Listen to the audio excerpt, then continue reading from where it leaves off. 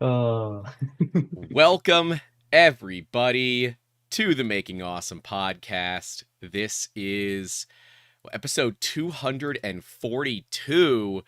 We're going to be doing some marketing stuff today. It's an important one for any small business, any medium-sized business, or any business in general to make sure that they have their marketing squared away because your customers don't know where to find you or how to find you or anything along those lines, then you're going to have a bad time.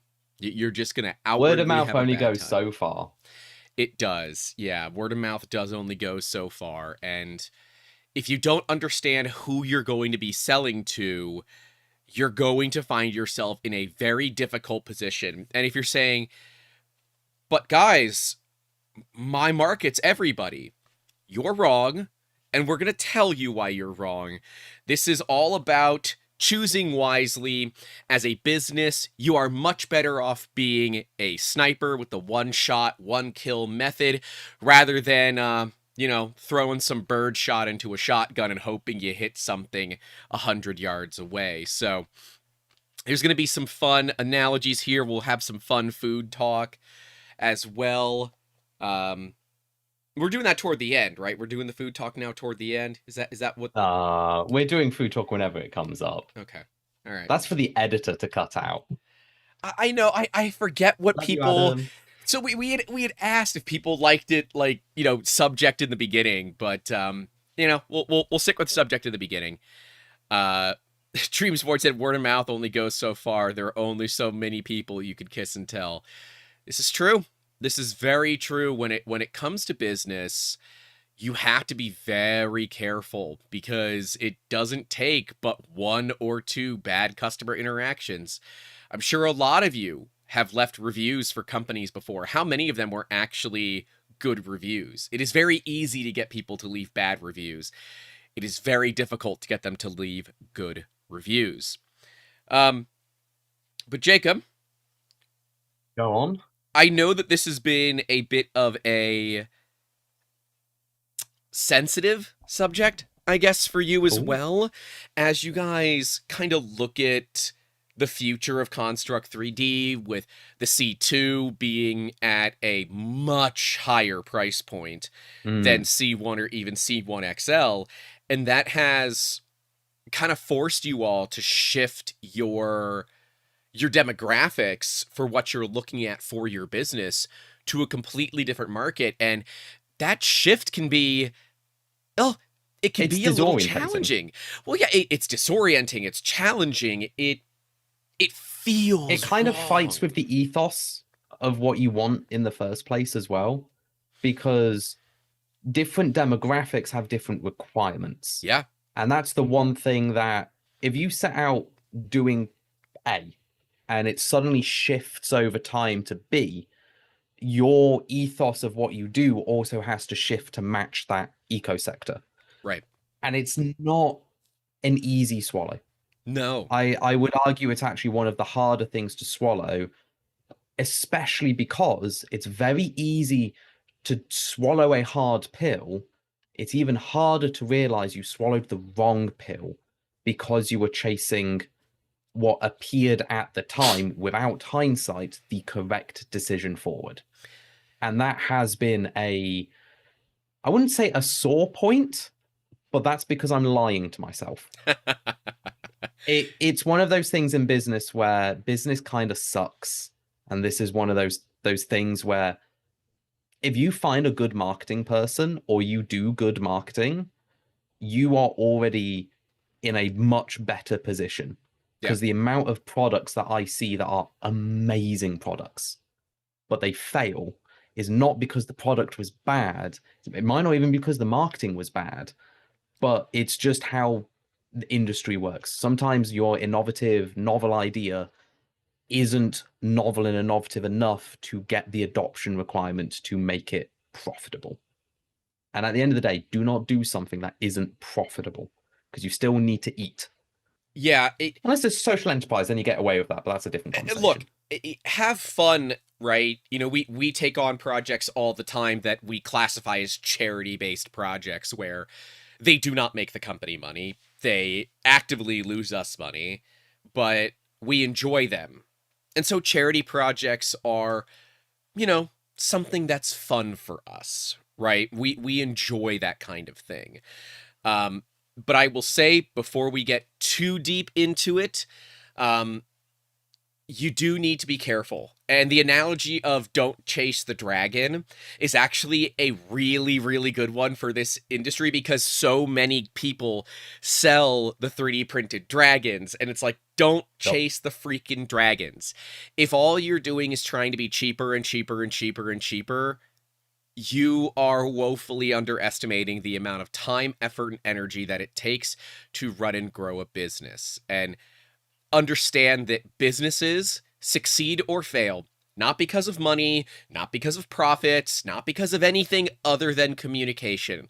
Whether that is internal communication in the company itself, if there's disagreements among the owners, external communication, the company to its customers, or externally internal communication, which is customers to customers and how they see your product as well. Communication is what causes businesses to succeed or fail. And if you want the best example of it in kind of like, you know, the past couple of weeks, it's the Cracker Barrel rebrand and how much everybody hated it and how they probably spent millions of dollars doing that rebrand. Okay.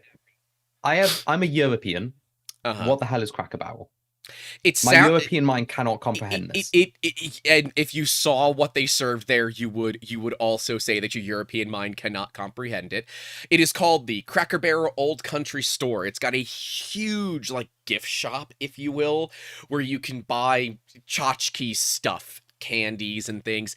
And then it's a very southern country style cooking, but with all the pains of having a chain restaurant. Their chicken and dumplings is historically one of their best-selling items. Do not look at the calorie content, although I'm now curious for you to find the calorie content on it, because it is, oh my god. It is really, it's a calorically dense meal. If you ever come to the States, come to the South, I'll take you to a Cracker Barrel.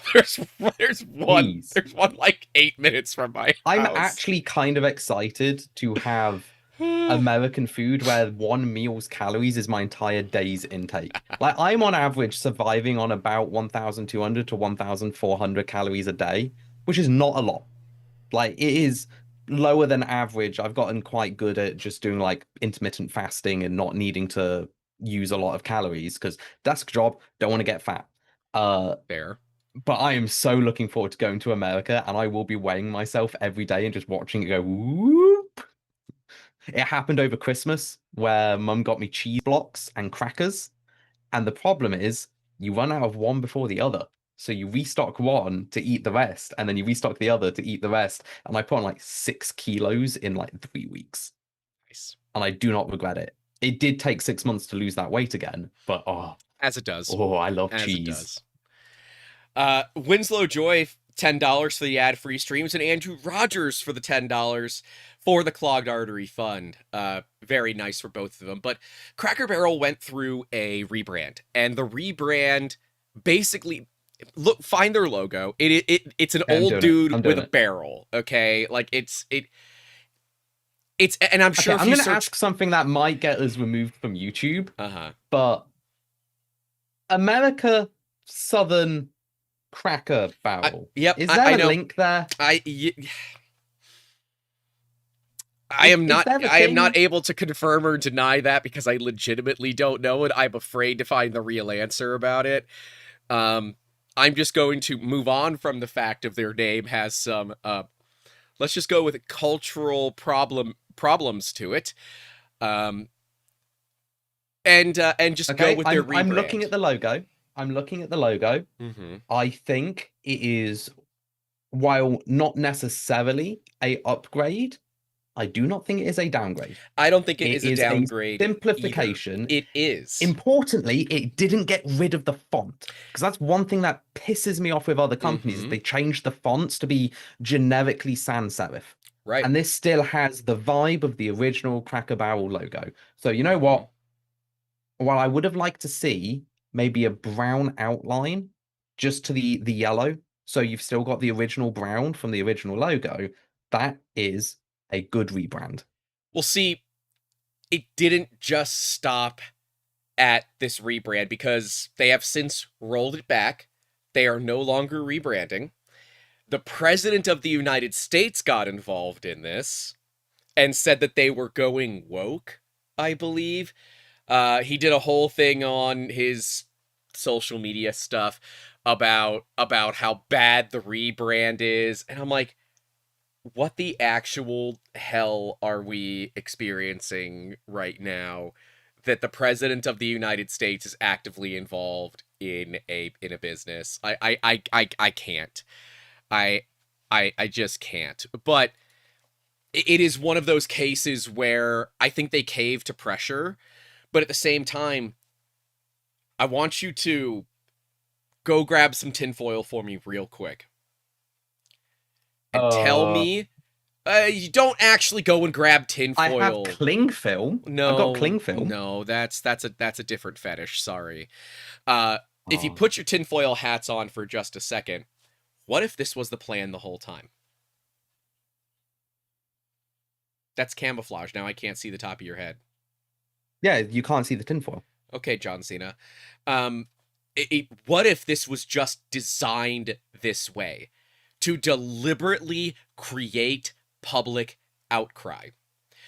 What if it was there to deliberately piss people off, bring all of this press to them? Because remember, any press is good press, with the entire intention of them rolling it back every single time. And this is where the 4D chess comes in of business, where companies have opportunities to do some pretty serious things. Stanley previously is the best example that I can give of this, where a lady's car burned down, like caught fire, Yeah. burned to the ground. Do you know the story I'm telling? Do you know this story? No, No. not entirely. Okay. I've heard of bits of So, it. I know it happened, but I do not know the story. in the burned remains of her car was her Stanley cup, and inside of it was her drink with ice still in the drink. Now, what would any company do here? Right? What if you are a company and you have a product that is a double insulated vacuum cooler, okay? And this lady had her drink in it. What do? Her car burned to the ground, her cup got damaged, but it still had all the ice in it. What do you do? Got to market that. That is free advertising there. But what do you do for the free advertising? How do you do it? Uh, I wouldn't even know where to start with that because it depends on where in the country you are. You buy her a You new could car. You buy that her works. a new car. And you send her one of everything of Stanley, and it becomes the cheapest marketing play your company will ever do, and it worked beautifully. Because not only did you have the story of this lady's car burning to the ground and finding her Stanley cup with the ice still in it, which the internet went crazy about, okay? You have this huge social good.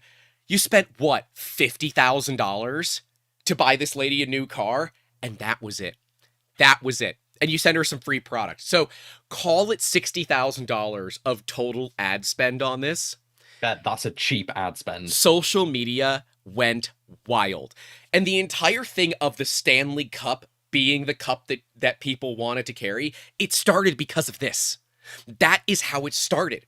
The company Really? spent no further marketing on this whatsoever. They let the internet do their thing.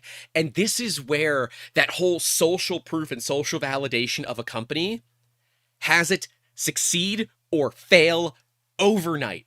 And the CEO he was the one that made this decision. I don't know if they went and asked marketing people or not, but I will say kudos to whoever. If the CEO talked to somebody else and was hesitant on it and they said no, do this, kudos to whoever told them to do it. And if the CEO did it on their own accord, I'm not wearing a hat, but it would be off to you, because that is some damn fine marketing. Because you knew what would happen. You took a risk, but it's a write-off either way. It's a donation. It's a write-off. It's the cost of doing business. And you did this good thing, and the entire industry went crazy, and it became this, oh, I'm going to put myself, I'm going to hitch my wagon to this company because they're doing good for others. And I'm not certain that they were expecting this insane level of positive fallout to come from it. But fallout can be good. You just have to know when to catch it and when to let it go. Because if you hold on to the hot potato too long, you're bound to get burned. That's not what people want here. See, it's quite interesting because the only thing I know of Stanley is what Doug has actually put in the chat is, didn't they have massive lead contamination issues? So there was a whole thing about the Stanley mugs having some lead in them on the bottom, and they do. And in fact, Lumafield was, and I don't know if they were contacted by Stanley to do this or they did it themselves, but they scanned one of the cups and you can see the lead slug. The lead, there's just like a puck in the bottom to weight it all down, right? No, there's some to it that people would say is for weight. A little bit. They use it to seal the vacuum. And it's okay. a much because like what do you the I other mean, lead way is easy to work with. Exactly, where if you do it out of aluminum or the stainless steel the cup is made of, you now have to physically weld it all the way around, and you can't have, a micron of a hole in it or it will just completely fail. Lead is really easy and melts under a vacuum quite easily as well. And so you can fill it with lead, then they put a cover over it. But yes, don't lick the bottom of your Stanley mug and you'll be fine. But if you're really that's such an American thing to say. I know. That's such a that would not pass ROS safety in Europe. And yet you can buy them in Europe. To be fair, I haven't checked the European ones. They might have done a non-lead based one for Europe. Maybe. But lead also won't, as far as I'm aware, lead doesn't galvanically corrode in the ways that like steel and aluminum might. So that's something to put, into perspective as well. I mean, lead has its places. Like I still prototype all my motherboards with lead solder because it actually works better. It's my favorite potato chips are the pre-1960s house paints, so it's the favorite chips that keep me going during the day. Look, when I'm going for a snack, I just go to the wall of old homes and I just take a little bit off. They won't even know it's missing, but they're good and crunchy, they feel good, and some days... And if you have enough of them, even you won't remember they're missing. Look, my teeth are still here, so it's either going to be the moonshine, the meth, the measles, or the lead. Who knows around here? But, there are so many examples. The Phillies just had one. I know you don't keep up with American sports. I don't expect you to.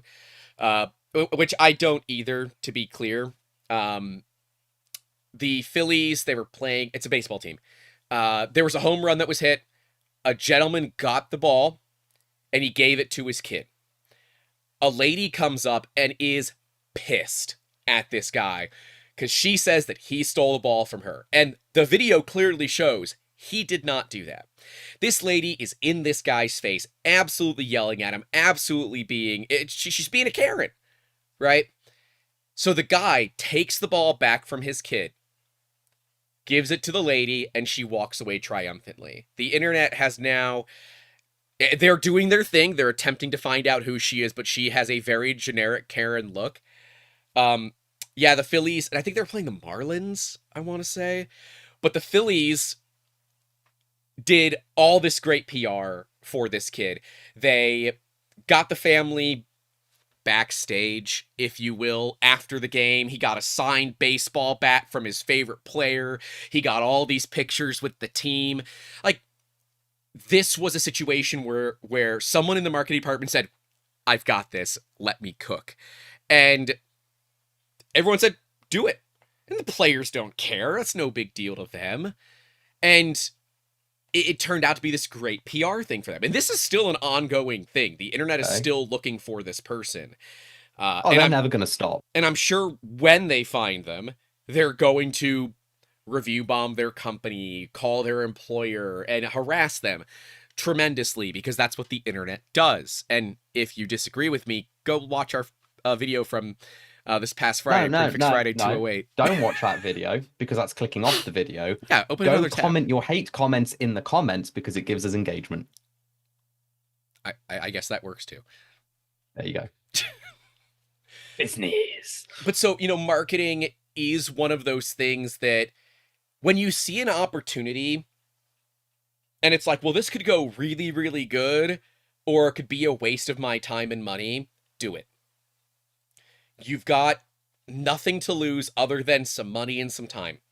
The Phillies one, they lost some money on merch, a signed baseball bat, which I'm sure has a value to it. There's an associated value, plus the value of the players getting paid to stay behind and, talk with the family. There are some costs associated with that.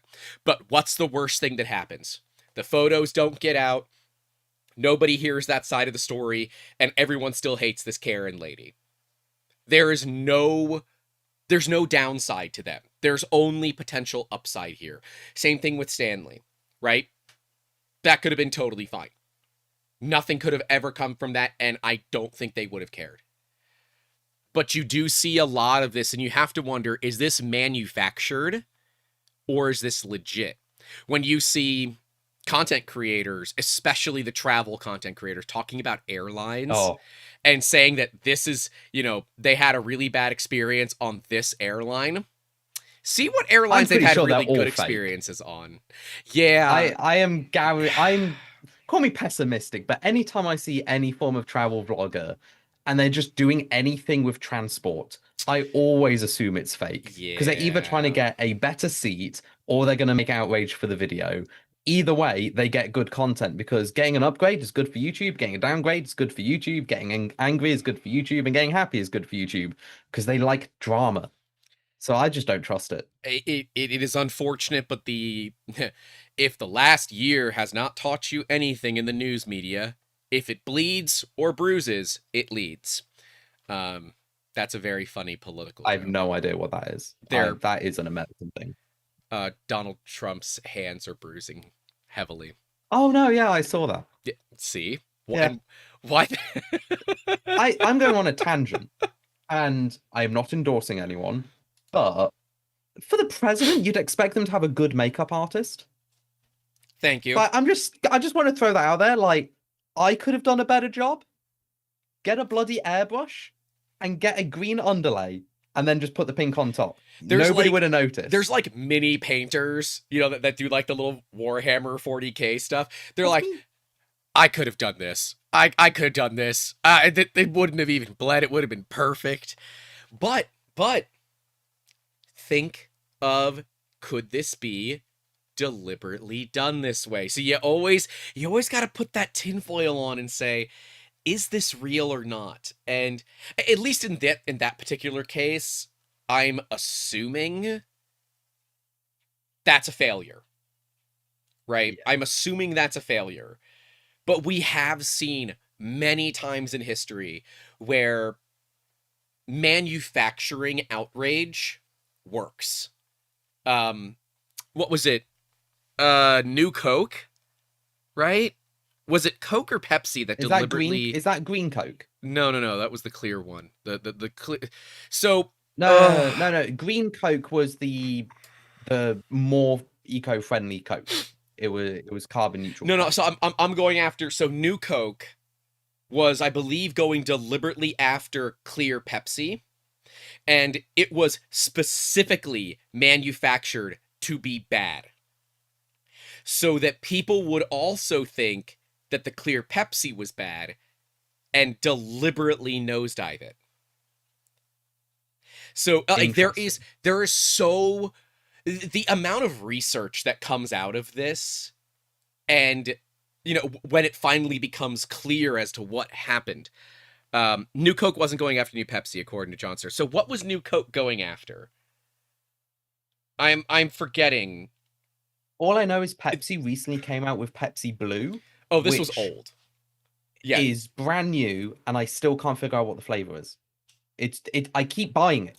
Every time I see it, I buy Pepsi Blue because I'm just like, I cannot understand this flavor profile. It is blue. so And it's not standard blue. the New Coke is, and I'm reading the AI thing on Google, so work with me on this. The New Coke disaster was the Coca-Cola Company's infamous 1985 decision to replace the original formula with a sweeter, bolder version, which resulted in a massive public backlash and consumer revolt. Despite extensive taste tests showing the consumer preference for the new formula, the company underestimated the sentimental attachment to the original brand. The intensive negative reaction led protest and the hoarding of old Coke, forcing the company to reverse course and reintroduce the original formula's Coca-Cola Classic just 77 days later. But why is it in my head that there was a marketing thing to this, that they had launched it to nuke another brand? Coke doesn't do anything with half measures. They wouldn't just launch something without a reason. And that's the thing. I don't know what the reason is. It's before my time. So I mean, yeah, it's probably 5 years before I was born. overlap. But like, Coke would do something like that because they've done it before. Like, Coke is that type of company that will keep their little walled garden walled because nobody can fight Coke. they are the best example of, you don't need patents, you just need people who are not willing to give up trade secrets. Pretty much. Yeah, there have been some pretty infamous marketing things throughout the day, and you know, a lot of us have seen marketing that we grew up with slowly erode. Winslow Joy says that they think that I'm referring to the Crystal fad of Cola Wars. I might be. See, yeah. No, because Crystal was dedicated against Pepsi Clear. Right? Yes, I think Pepsi did a clear one. And I think, was that the one that was deliberately bad? Wouldn't know. It's been so long since I've studied these. These were like marketing things that we studied in school. Like when I was getting my degrees, these are the things that we would study, and we would look at the decisions that they made and how it really felt like, from a consumer standpoint, that this was all legit and it was all manufactured. Right? When you get a company to backpedal in less than 90 days like that for the formula, holy crap. Holy crap. I mean, that's... And in the 80s, remember, we didn't have social media in 1985. The internet was not a commonplace. This was something that ended up in newspapers and on the television. That's not a good look. This was in the 80s when, you know, the news mattered. What do you mean? But this is a news podcast sometimes with food. No, it's a food podcast. 3D printing. Yeah, this is the news about what we just recently made. Yeah, that. So, I do want to hit the billing department before we get too deep. We're about a half hour in. I was literally just about to say, we're talking about backtracking with companies. We need to backtrack to the billing department. And especially because some people mentioned their mini painters in the chat. So if you want to see my mini painter, because I've got one right over there that I've just like touched up a bit, make sure you leave a like in the comments and whatever. Because there is, what is that? 120 people watching and only 21 likes. Yeah, there's not a lot of likes. We haven't mentioned that people should like the stream and hang out. I will show you Big Booba model that I painted. Big what model? That is your trade deal. That is your trade deal. You see hot minifigure, I get likes. So what's the number? What do they have to hit? I don't know. I'll make it up on the spot. Let's start with Lost in Text says 60. I'll like it when you start reading the chat. Better like it now. Mitch says war mommy. Damn, yeah. Damn, yeah. So huge Woman, thank you big, to Printed Solid for strong. sponsoring the filament giveaway, which is linked in that pinned chat message. So if you do want to get yourself some Made in America Printed Solid filament, where if I remember, I will be catching up in the after stream hangout in the Discord, where we give away and send you filament. If you are not based in the United States, you will win a t-shirt or the value of that t-shirt donated to the Sanjay Mortimer Foundation or a charity of your choosing. Because I'm not gonna pay to have filament shipped overseas. Sorry. Uh But huge thank you to them. They're made up near Newark, Delaware now. We're going to be checking them out in a Oh, little under they a move. month. Yes, they did. To like a 90,000 square foot facility. It's huge. It's huge. Oh, it's gonna be lovely. Yeah, and John, just DM me on Discord. But yeah, it's going to be really cool. We're going to be doing a huge tour of their facility. I'm very, very excited for it. So I am excited. But also huge thank you to Construct 3D, business class 3D printers designed for business class environments with lights out production capabilities so that your machines can be making you money when you're not awake. And this isn't your, 30 millimeter per second 3D printer. No. Adding a 0 to that doesn't even get you to the max print speed possible.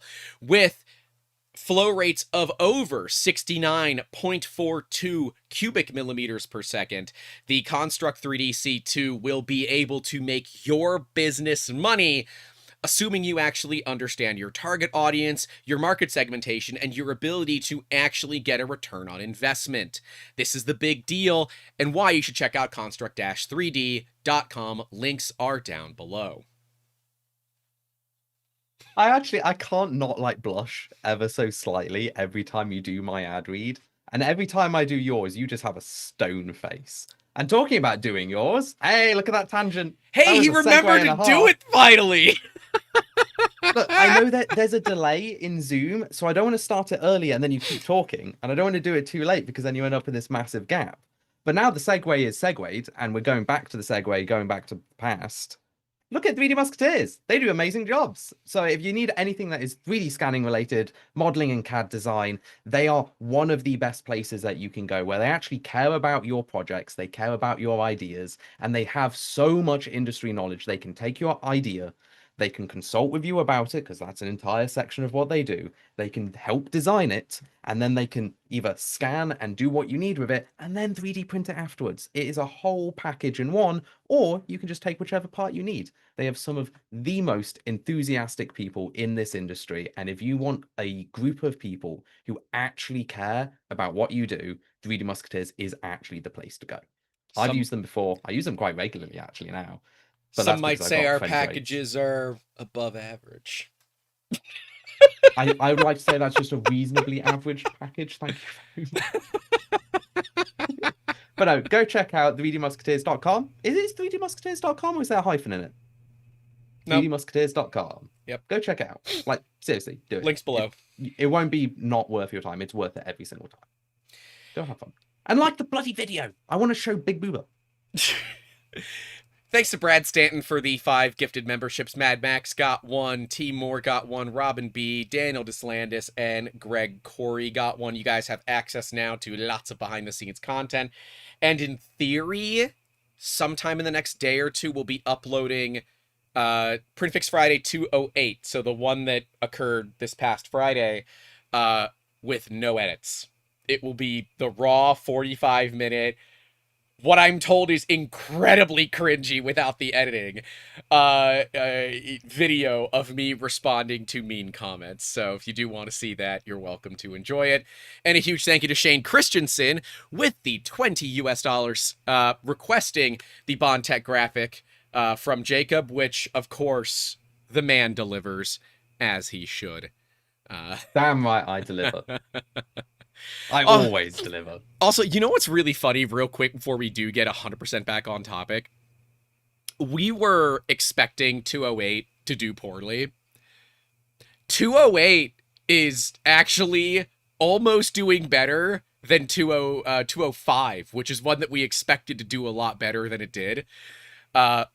This is it's very funny when, like, we were all expecting this episode to do very poorly, right? But this is one that I did for myself because I can. There was no other reason than because we could. And yeah, it has 1,744 views. Actually, let me refresh that just in case. Let's refresh it just in case. Yep, 1,744 views, 219.8 watch hours, and 6 subscribers. The subs are down, but there's no surprise there. I mean, the subs are always down, so. But the views and the watch time is actually, like, it's on the lower end of what we expect, but it's in the expected thing. And normally these videos get, like, 600 views. And I was wholeheartedly expecting that. So thank you to all of you that did enjoy that video. So, yeah. Oh, and we're at 50 likes now. So if we get 10 more, because that's half our viewership is likes, that would be a nice number. And then I'll bring a model in. And then I get to show you one of them. I really like it. It was a challenge paint. So I reduced the amount of color palettes I was able to work with. And then I ultra thin them down because I hate myself. So yes. So what you're saying is if we likes. end up going to Prague for some reason, I need to just book time for you and David Prusha guy to hang out? That would be a mistake. Just Okay. straight up. Okay. Because you will lose me. Hey. I love miniature painting. Like, it's one of those things that I've done for almost a decade and a half now. It's one of those things that I've deliberately avoided because I have this problem of all gas, no brakes when it comes to things that I enjoy, hence why I now own almost 80 3D printers.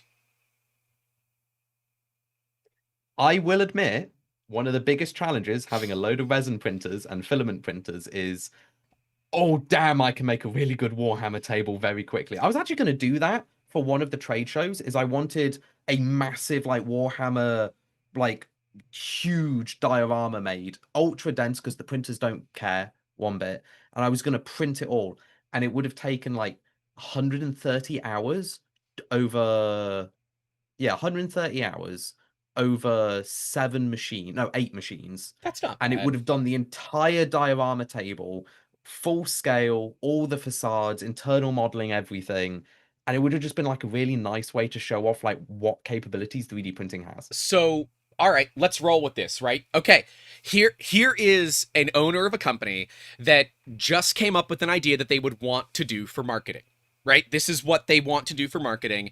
And so, Jacob, is this for the C1 and C1 XL, or is this for C2? I did them all on the XLs just because I can cut them into bigger cubes. No. For the But in marketing reality, side, I don't care anything. what machines you're making it on. What is this going to help market? I would say the C1 line, because it's more for designers. It's for professionals who have time and money to spend on a hobby. And as we all know, Warhammer is plastic crack, and you do not get into other hobbies if you are addicted to plastic crack. So I would say the C1 series, because you wouldn't do them on industrial machines. They need to be making big money. This is something for you. So you'd have your nice designer machine with your designer Warhammer table that your partner will probably hate when you're done with it. I think you're wrong. I mean, you could do it as a C2 if you turned it into a business that made No. format, I'm looking at this as to how to market Construct 3D by using a miniature diorama. How could this help with Construct 3D? Hear me out. Okay. Okay. So, C2 is heavily structured toward B2B and B2G. So B2B is business to business, B2G is business to government.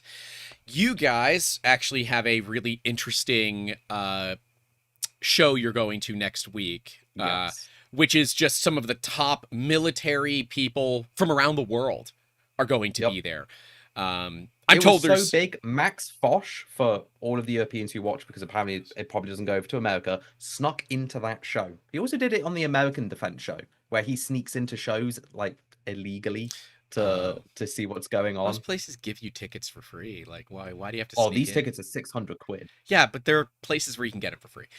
Anyways, so if you take this and you build a diorama, now the thing, if you are going to use dioramas or anything that is large in the XY for a company thing, it must be made in pieces. It must fit together like a puzzle, so it can't be done incorrectly. But it also has to be storable, so you have to have a way to store it. So you would also want to look at printing it to fit into certain bin sizes and things like that. So going to the show and after the show, everything has its place, right? Mise en place. Yep. You need, everything has to have a place.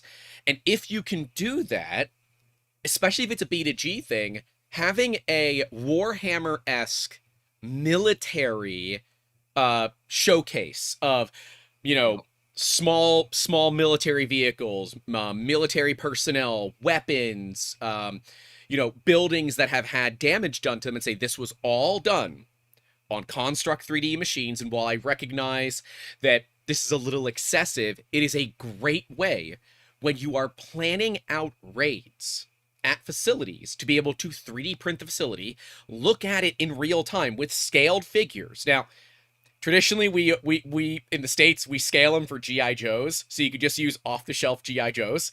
Of course you do. Yeah, or the Green Army Men.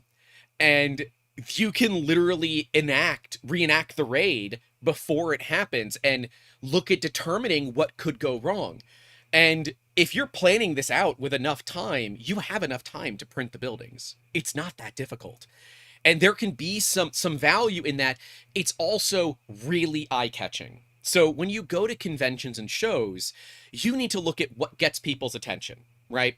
Government and business, we don't really care too much about the way things look. We care about the way that they work.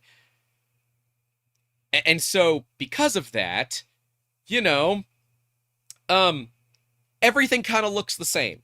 So how do you get people's attention, right? You have Lockheed with bringing huge, like, full-size trucks with guns and stuff on them. And we have Soft Week here in Tampa where they, like, actually raid buildings in Tampa with real guns, firing blanks.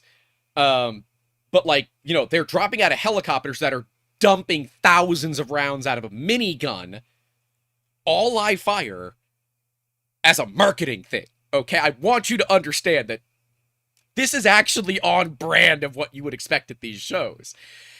Because the people that are there, the people that are the decision makers, have likely seen this stuff before and really, really enjoy it. Even better if you hide actual Warhammer models inside of it, so the keen-eyed among them will spot it and know that it's a Warhammer thing. And now you've gotten somebody's attention.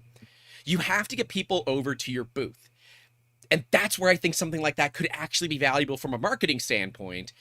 It not only shows the capabilities, but it shows a real-world scenario where it would be useful, and at the same time, is super cool.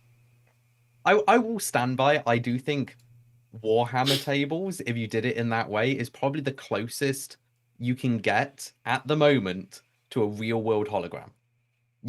Yes, you didn't press a button, it just magically appeared. You pressed 3 buttons and over 2 days it magically appeared. That's still a hologram in my eyes. You pressed a button and it just grew in front of you.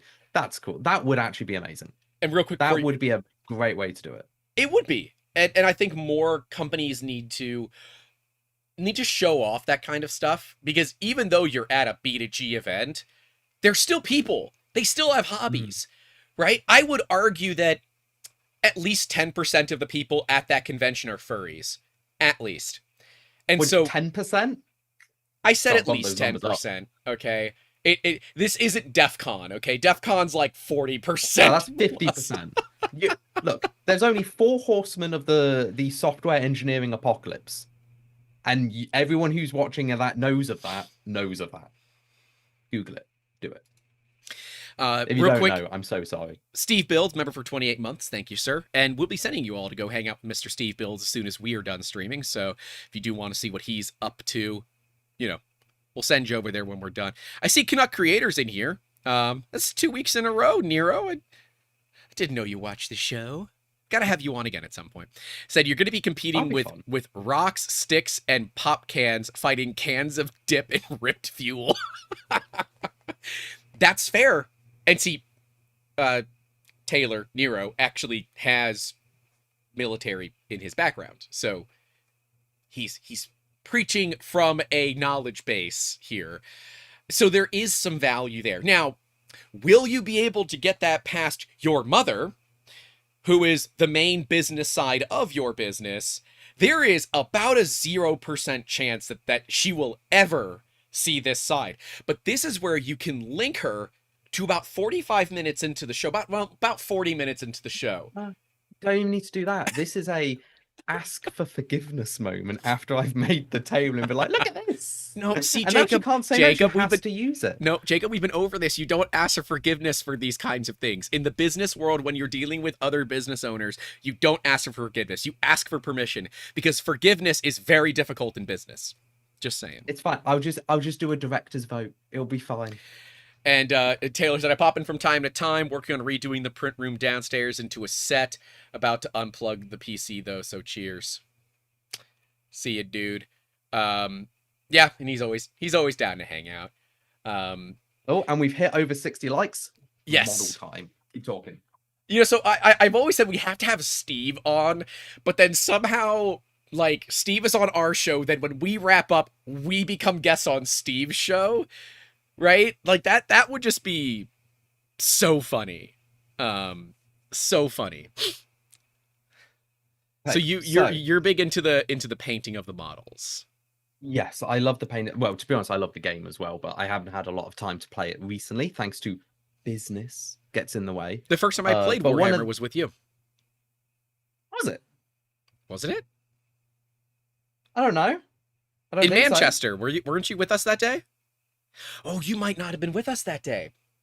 You're telling me I missed playing Warhammer in Manchester? So we found the Warhammer store in Manchester. And there was a bunch of us. I thought you were with us. I guess maybe you weren't.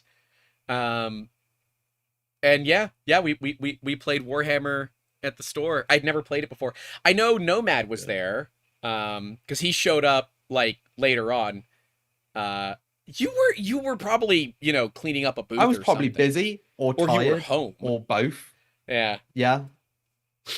Yeah. When we go to events, I've done loads. Oh, okay. Yeah. Yeah, I done loads. So I play Warhammer Fantasy, old Fantasy, not the new Sigmar. I don't like Sigmar that much. They ruined the rule set, and 40k. And I do a lot of the other stuff. So at the moment, unfortunately, I don't have any Warhammer in front of me. But I'm preparing for a roleplay game called Legend of the Five Rings, and I've been printing off a load of stuff for that roleplay game. And this is one that I've just done a. Let me get rid of the background blur. Now, I will apologize to everyone. You just added my it. Vaseline. What? You just added the background blur. Yeah, no, I'm getting rid of it. There we go. Yeah, there's no reason for it to be on. Look, I'm trying to do a professional YouTube thing. Okay, here, fine. Okay, and fine. it would have blurred the thing. But yeah, so there we go. I'm trying to make sure it's centered. Put your hand behind it, so it focuses on your hand and not your face. Get your face out of the way. There you I'm go. trying to make sure I'm square to the frame. Wait, that needs to go there. I need to go there. There we There. go. There we go. I see why you called this one the way that you called it. Oh, that was fun to paint. So I actually only had 6 paints for that. Only 6 paints. The trick with this is all zenith highlighting. So I use inks as well as paints. My main paint brand is Vallejo paints, for anyone asking. I can't remember the ink brand. Mostly just use white ink. And then this is one I just painted with just the whites. There you go. So it's all zenith. So black on the bottom, whites on the top. There we go. And then that's the next one I'm going to be painting up. And that is for my Legend of the Five Rings game that I'm going to be helping a GM run. And that's going to be fun. But yeah. Yeah, they don't painted. Big boober. They know who I am at the local Warhammer store, so they don't like me going there. I got banned from my local Warhammer store, but then they had to unban me because they realized I know that they use 3D printing in their primary mold production process because I know all the people there. So they unbanned me. I'm not banned, but they clearly have somebody following me while I'm there. So I don't go there.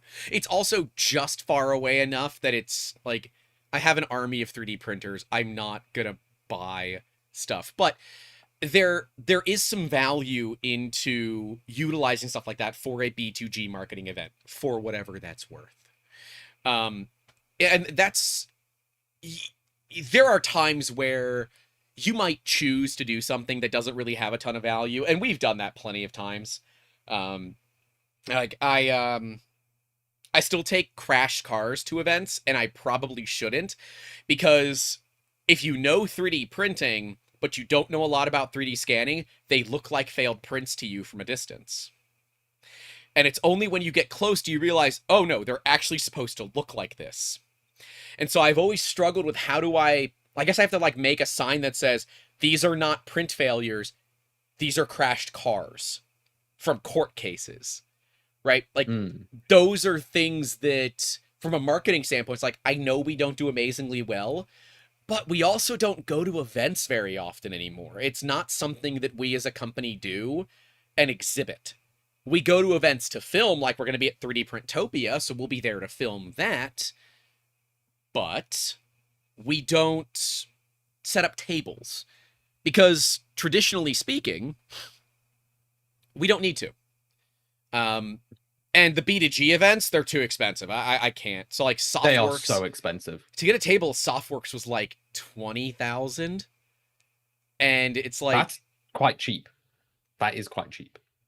It's more money. Like, if I'm going to spend 20 grand on something right now, it's expansions to the business. It's not going to events. And because we've done such a okay job with our marketing, especially on the YouTube side of things, we rank really highly on Google and even locally on ChatGPT.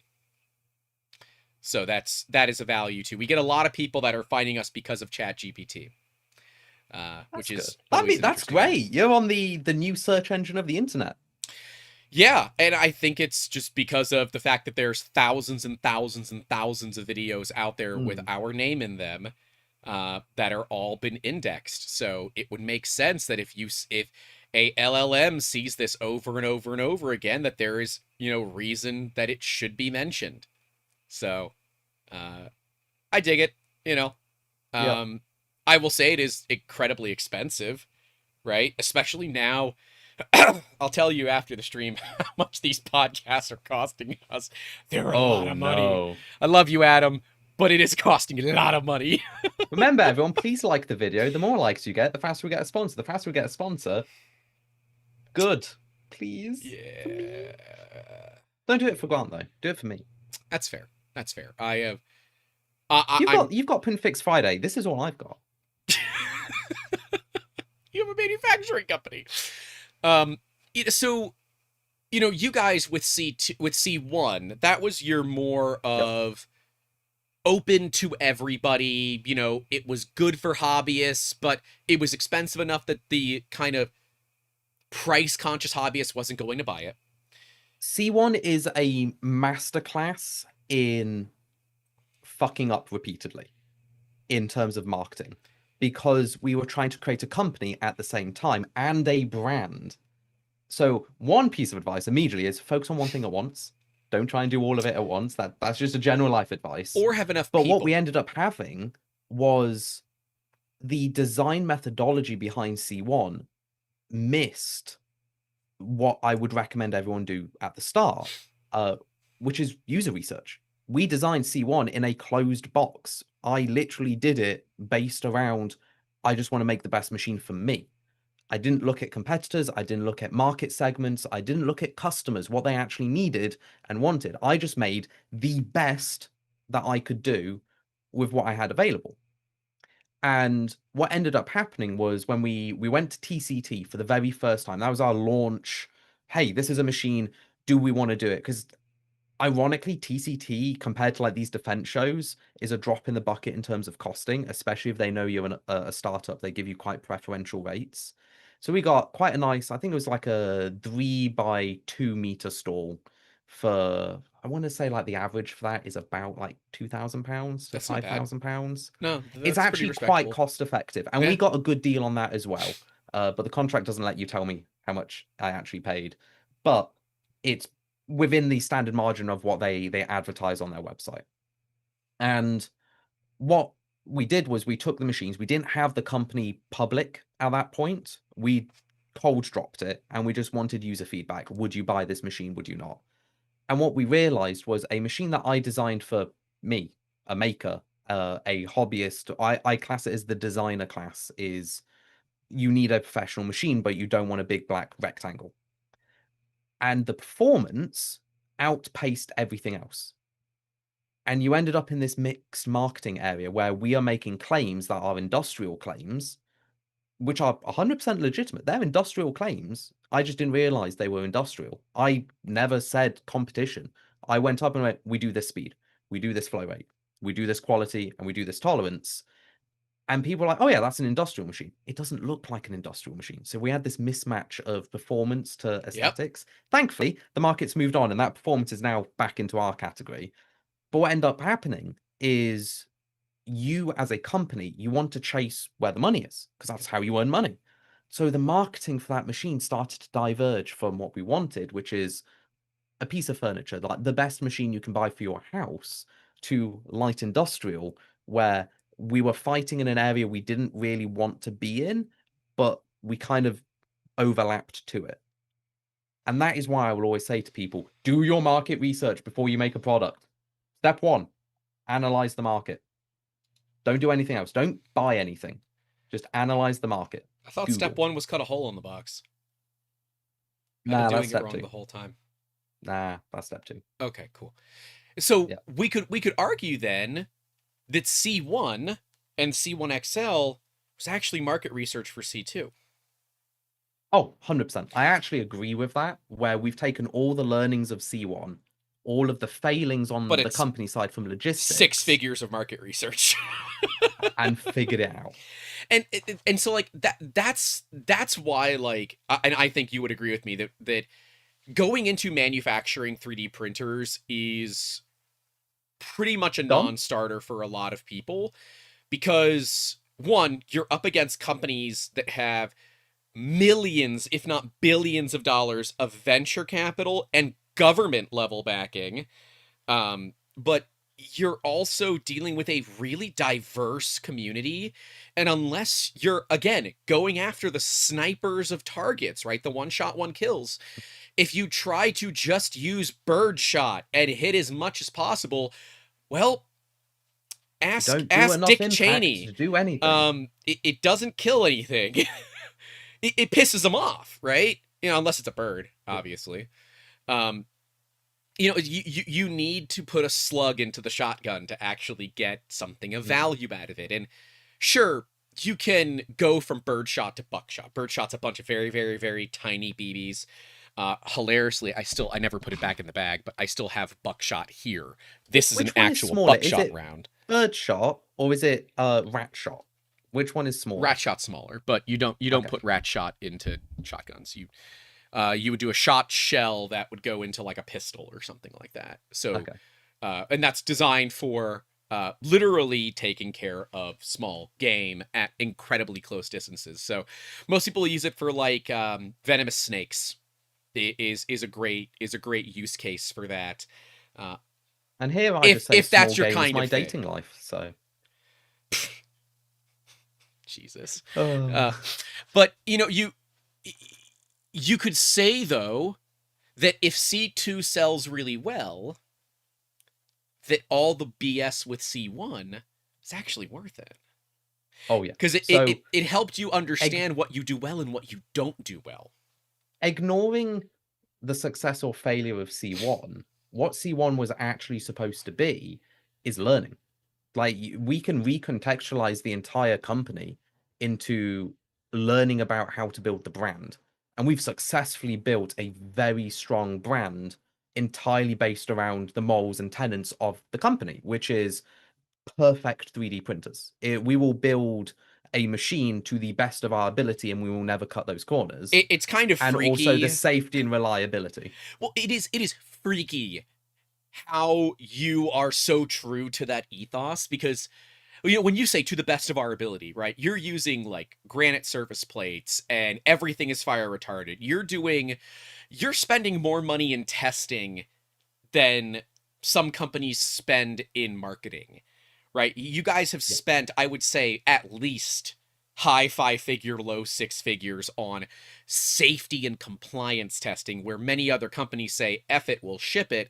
And that's how we end up having Mr. Dreams Void over here bringing me burned out A1 boards overseas because we can't ship them into the United States right now.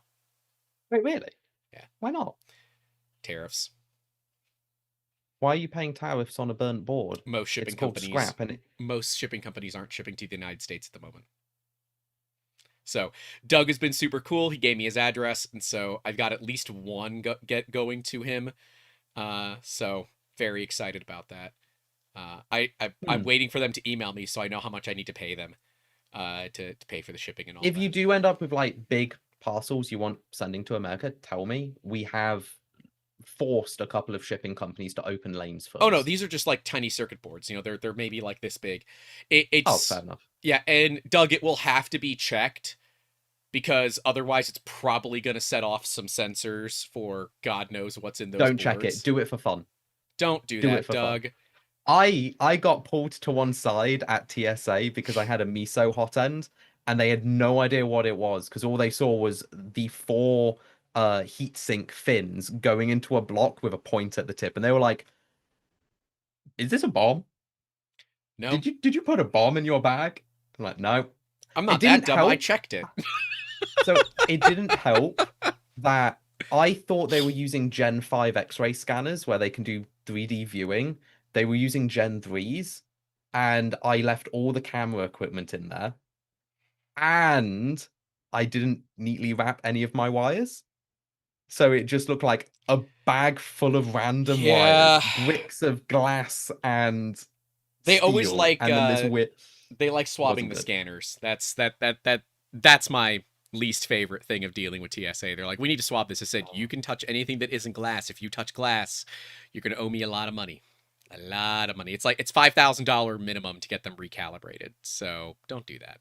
Have you ever flagged up the bomb sniffers? Yeah. No, but I have to be careful with GSR living in Florida. Oh. Yeah, I can't go to the range or go plinking for So I'm generally speaking a always couple of afraid. days before flying. I'm always afraid because on my so when they scan the passport, they see if you've got any security clearances, and I obviously have shit tons I just don't. because it comes with the market. And the other side is I use resin printers quite a lot, and we actually blend our own resin. And some of the photochemicals in resin does set off the sniffers. Wouldn't surprise me. And There's some I've nasty not been stuff in caught there. yet, but I do brick it a little bit where even before they wipe and they swab, I will actively go to them and be like, "Hey, you will need to swab me because otherwise, if they randomly swab me, there's a chance it will pop up because this is my job." And they tend to be quite forward with that. Like if you go to them going like, "Hey, this is my job and this will happen if I get randomly and I don't want to scare anyone," they generally are okay with that. Yeah, I mean it's been I've never had a bad experience so far, which I'm well aware has a lot to do with a bit of the privilege that comes with being as pale as my dumbass is. But two, understanding that professionals meet professionals, and as long as you treat everybody with a reasonable amount of respect, you don't act a fool, you don't end up on, the police body cam channels. So that's that's my general thought process when it comes to it. But I recognize that there's a lot of privilege involved in that as well.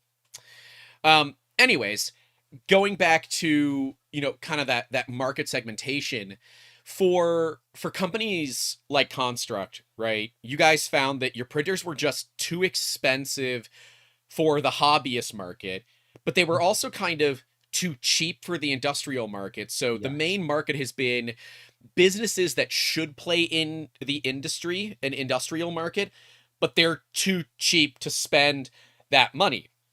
Mm. And Public C1 became a stepping perception stone. and marketing perception is something that everybody needs to keep an eye on. Like if you see a supercar being sold for $1,000, you're probably buying it, but you don't expect it to actually work. And that's when the marketing gets mismatched. So if you see a car on a auction site, it's $1,000, It's a supercar, it looks gorgeous. The first thing you're checking is how much work do I need to put in to do it. If it says it's perfect condition, $1,000, I really you don't care. It might not yeah. even have But an now engine. I'll put an LS in it, imagine baby. if it said perfect condition for $1,000. You think there's a lie there. It sets off alarm bells in the back of your head. And when you have those alarm bells, you stop thinking about buying the product and you start thinking about the cost of everything else. Look at him with his fake Monopoly money. There's like $700. Is this enough? Yes, give it. Give it. This is it's cash payments. But the one thing you don't want to do is end up with either underselling or overselling to an extreme. Right. Which is what Construct One kind of has ended up doing, is You're because both we blinkered underselling and ourselves. overselling. Yeah, we blinkered ourselves to all the market and we just made a bulletproof machine. We didn't check the cookie cutters that we had to fit in to be able to actually market it effectively. And that has been one of the biggest learning experiences we've done. Because on top of that, we did bad research. We didn't know what research to do at the time. And one of the things we did, and I actually really like this piece of research because it's still very telling of the industry, but we used it wrong, is you can put a value on every machine quite easily. Just take the size of the printer and the price, and you get just multiply them together, and you get a value proposition for that machine. You can then plot it as a point graph on a big Excel document if you want, and you end up with these lovely bands of correlations of different types of machines. And you can visibly see, like, oh, this band that's very vertical and is very close to the cheap end of the market, that correlation is consumer machines. Yep. Every consumer machine fits in that band. And then you've got another band that sits at the bottom and they literally just stay almost horizontally flat. Well, that's light industrial machines, where the value of the machine is quite low to the size because they're expensive for the size. And now we have this middle one where the Core One, the Bamboo Lab machines sit in, and all the others, because the price of the machines have kind of got more expensive over time as performance went up. And you've got this new middle band, which is your Gen 4 3D printers, which I think is amazing to be able to analyze. Downside to that research, and this is what we didn't check. We put our machines in these categories. We put it in the same location where the Prusa XL is. Okay. So in theory, we should be able to sell just as many as the Prusa XL. We have a slightly better performance proposition with a lot more features. So like, brilliant, we'll sell loads. What those correlations don't include are the ends of the gap. They don't include missing data because it's missing. So what we didn't see is that correlation cone had an end and then it restarted further up and we put us right in the middle. And that was a failing on analysis. And if we did a better job with analysis, we would have pushed the machine probably more expensive because there's a lot more profit if you go more expensive. It's true. And we would have sold a lot more. And that's literally where Construct 2 comes. We've taken all of these learnings where it needed to be more expensive. We wouldn't be able to sell it if it was cheaper. So it needed to be more expensive. It needed to have a bit different aesthetic. It needed all of these other aspects of industry. And then once we've done it, we haven't even announced it publicly. Technically, this is not public. Business public and real public are two different things. Not getting into that. But you guys haven't actually seen Construct 2. No. You've seen precursors of Construct 2. You've seen prototypes of Construct 2. You've not seen Construct 2. We've sold 4 Construct 2s without even marketing it via word of mouth only to somebody who never should know we exist. That is a really good selling point for how popular that machine will be. And that's because we've learned. And now we're probably going to do great. And then we can funnel it all back in and do some really cool things. We're back on the money also, thing. I have to MLB said apologize. those look like $1 bills. No, these are US $100 bills. It'll focus eventually. And Andrew Rogers said Grant had these are the new ones. Grant has a lot of singles in there. No, literally they're hundreds and tens. That's all that's in here. Because they have to go to the bank at some point. They're sitting here to go to the bank.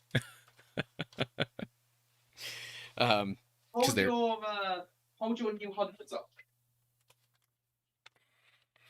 So I've got a random 100 here. Oh, that's the old school 100. Yeah. Oh wow. They are just. You've actually got color in yours. Yes. Wow. And the ink is You're not even Monopoly money anymore. No, it's got a little plastic thing in it, but it's not all the way through. The ink is reflective and all that, and there's a bunch of stuff in here. But yeah, that's a US $100 bill. Oh yeah, Doug, I need to give this to you so you can give this back to Grant, because it goes to Bondtech. Yes, but you know how to give it to Bondtech, and I'm not going to see Bondtech until maybe November. I don't think they're going to be at Printopia. They might be, but I don't think so. Who knows? If they are, I'll have 100 on me. I'll just give it to them there. Well, either way, I need to give this to Bondtech somehow, and I do not know how. Yep. Yeah, I always... It's kind of like one of those things. I always keep like at least one large bill on me, because $100 bill solves a lot of problems. It solves a lot of problems. You need to get somewhere, you need to get somewhere fast. $100 to a taxi driver or an Uber driver gets you places quite quickly, right? And, they're willing to hang out. Lose your phone, $100 gets you that phone back. So, just old school stuff, I guess. I don't know. I don't use cash very often either. I'll use it randomly to pay for meals and stuff like that, but yeah. But, C2, you guys have had a much more refined system. I don't think you're on the one shot, one kill kind of thing. I think you're on buckshot now. So, instead of a few hundred BBs, you're at 8 or 9. So you have kind of more refined targets of what you're after. And that's a big deal for a lot of businesses. And, people might be saying, but Grant, I don't make 3D printers. I make 3D prints. And that's fine. There's nothing wrong with that.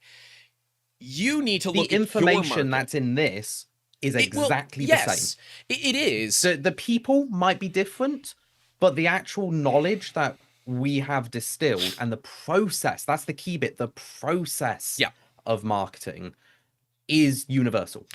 And like you can design a video game, because that's actually where my background lied when I was at university. Was I was doing games programming. I did the undergrad, I did a master's in AI and VR and all of that.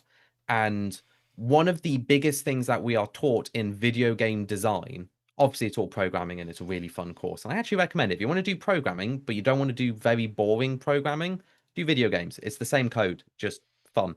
But one of the big things is, which is why video games take longer to learn, is you have to learn psychology and marketing, how to market a story, how to make something compelling to someone. And those teachings of how to build a good video game are the exact same teachings of how to sell a good product. And it's the same teachings of how to be charismatic and do service. All of them are the same lessons on repeat. And you can just distill the information out and ignore anything that's unrelated, but it's the same stuff. So don't think like one area doesn't link to the other. They all do link, and oddly, this is it's a tangent, but it is a tangent that I have been asked to tell people. So I will probably forget at the end of the show, so I'm going to tell you now. Go get screened for heart disease. We had a fan of ours in the Discord. Of course, their name is currently blocked. Damn it. How do I unblock their name? In the top right where you see the purple bar saying you're in streamer mode, turn off streamer mode. But then it'll beep. Disable it. Then it'll beep. Oh, I guess I can... Okay, I got it. No, you just turn yourself to do not disturb. Okay. Streamer mode truncates I got him. Their name is Swerving Lemon. They are a member of our Discord, and they've been gone for a while. So I'm going to read the message. I don't know if I'm allowed to, but I'm going to do it. And if I got to apologize later, I apologize later. He said, hey, it's your server and it's your channel. Well, he sent it to me personally, so... or they sent it to me I personally, can't say that anymore. Saying, hey, I haven't been checking in on the Discord much recently because on the 18th, I suffered a major heart attack. I was very lucky and got immediate care, basically entering cardiac arrest in the ER during triage. I received 3 stents, feeling pretty good. Enzyme tests and echo both show no lasting damage to the heart muscle. Dodged a bullet. I'm already back to work. Congrats on the 4-year anniversary, by the way. And my response was, holy shit, a heart attack? Dude, glad you made it out. I said, did you get an MRI or CT so you could print your heart? Because that would be fun. And they said, no, but I did get to watch live fluoroscopy while they placed the stents.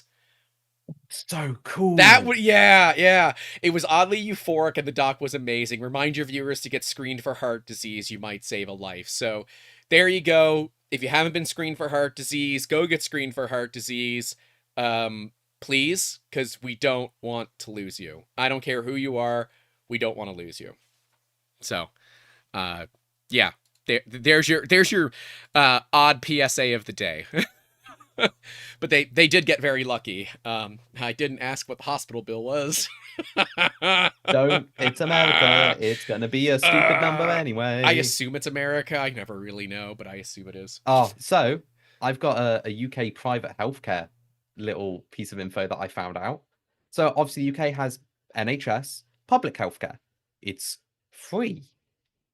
One of my close friends had to go to private healthcare to get something quickly checked out on an emergency, and it was only a couple £100 to get like X-rays, echocardiogram, blood tests done, all of that, a couple £100. Suck it, America. You could fly out here, get private healthcare and a holiday for less than breaking a bone in America. I'm aware of this. I'm aware of this. I'm aware of this. So if you don't make 3D printers though, and you make 3D prints, it does apply, but it might not make sense as to how it applies. And so the big thing, if you think you sell to everybody, you sell to nobody.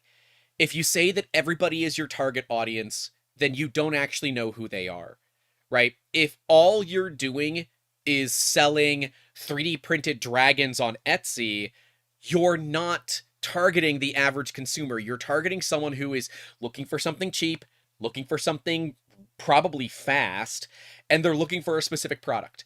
And the only ways to differentiate on Etsy are to run a bunch of ads and hope that you get onto the front page, be the cheapest provider out there, or be a fast provider, or have a huge YouTube channel where no matter what, people are going to find you anyways because of your name association. Those are ways to do it, but I would argue that the dragons and the other Etsy bullshit, it is not a way to create a profitable long-term business. It's just not, in my opinion. Yes, there are plenty of people making tens of thousands of dollars of dragons and selling them, but you are competing on a worldwide scale.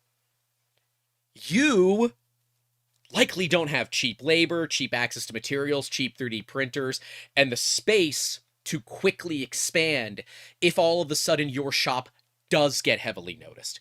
You likely don't have those abilities. And those are things that if you don't have them, don't try to compete, because you will find yourself being out competed against, if you will, by your competitors. See, because a larger business is easily able to lower prices below its own margin cost to snuff out competition if they've got a few hundred other products that are selling for a profit. If you are going to sell to an industry, make sure it is one that you know. You want to be unique. You want to differentiate.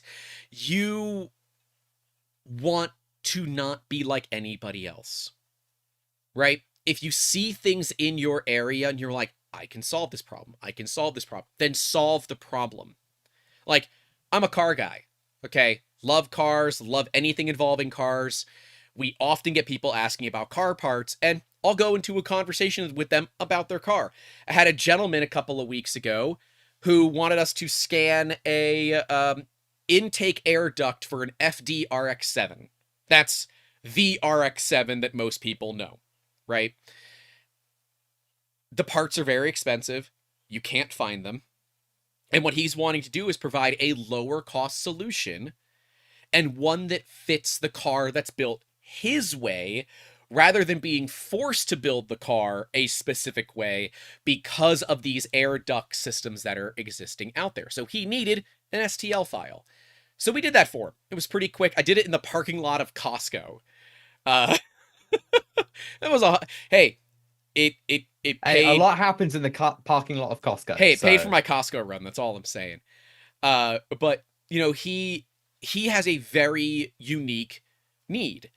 Well, he is heavily ingrained in the FD and FC RX-7 community, where I'm not. I like the angry Doritos that are a Wankel engine, but I have no experience working on them. I have no experience owning them.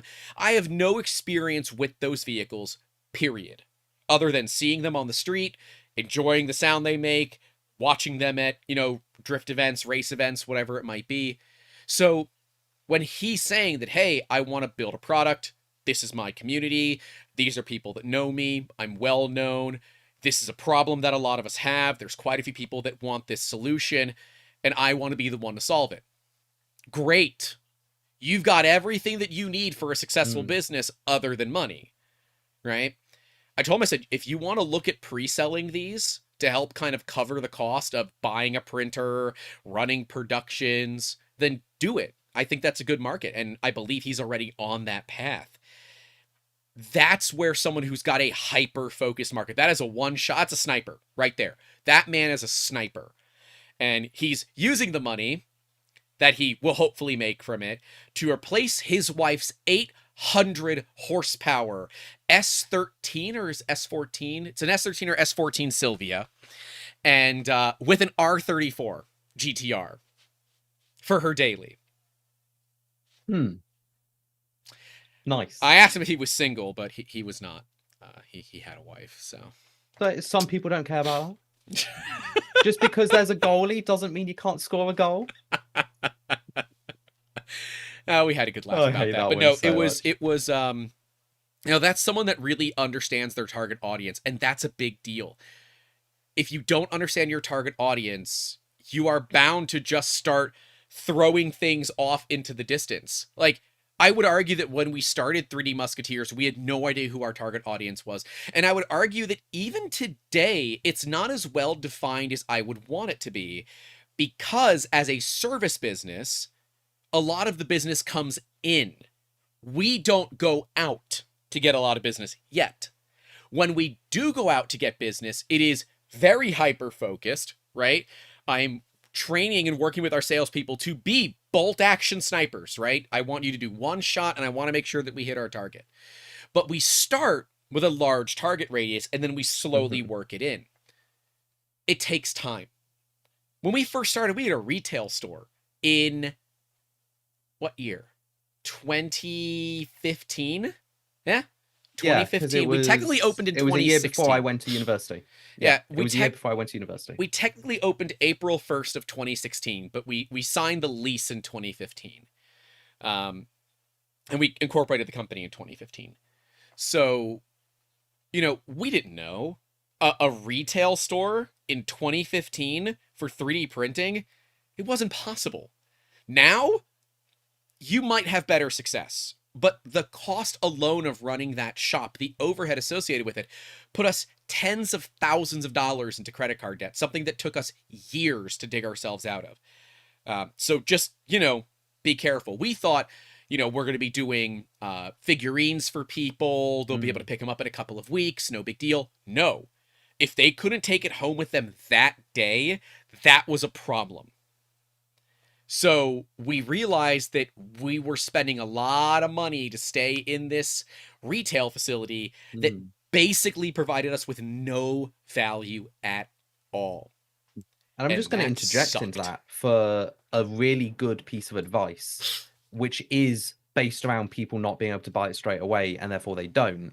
And those are called friction points. Yes. Those are more common on the software side because it's easier to optimize. But whenever anyone needs to, when they need to buy something, let's take Amazon. It's why they added one-click purchase checkout. Because every click you have to do, every page you have to Friction. go through, it's a new friction point. And every friction point is an opportunity for them to say no. I'll go to And you somebody want to else. remove that Yep. as many times as possible. It's why a lot of websites now will have a picture of whatever you're buying and an instant buy button, because it is one click to the link, Yep. one click to the buy. Yep. The moment they've gone past the checkout page and they're putting in shipping information, it doesn't matter, because they've already confirmed, like they've put some effort in. Once effort's put in, they're sold already. But you want to minimize as many friction points as you can, and that includes time.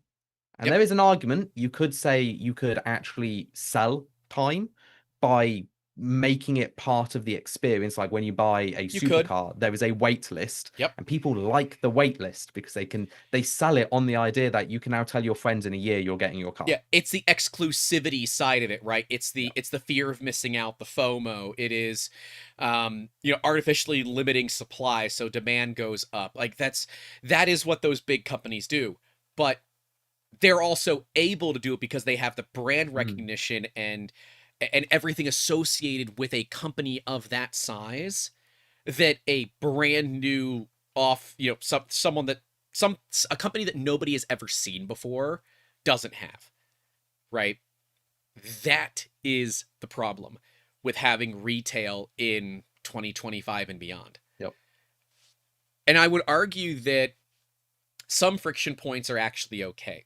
We deliberately have some friction points in doing business with us. So you can call us, right? The phone number is on the website. You can call us immediately. It's right there, right?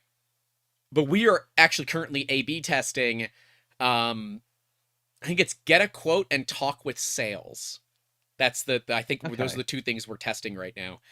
And I don't know which one works better, but if you wanted to book a meeting with somebody on the team, whether it's myself or somebody else, to book that meeting, you have to click a link. That link is a button, but it doesn't look like a button. It's deliberately designed to not look like a button. So that if you're just really trying to rip through this and you want to talk to somebody, you don't want to book time with them, you want to talk with them. So we make the phone number easy for you to find.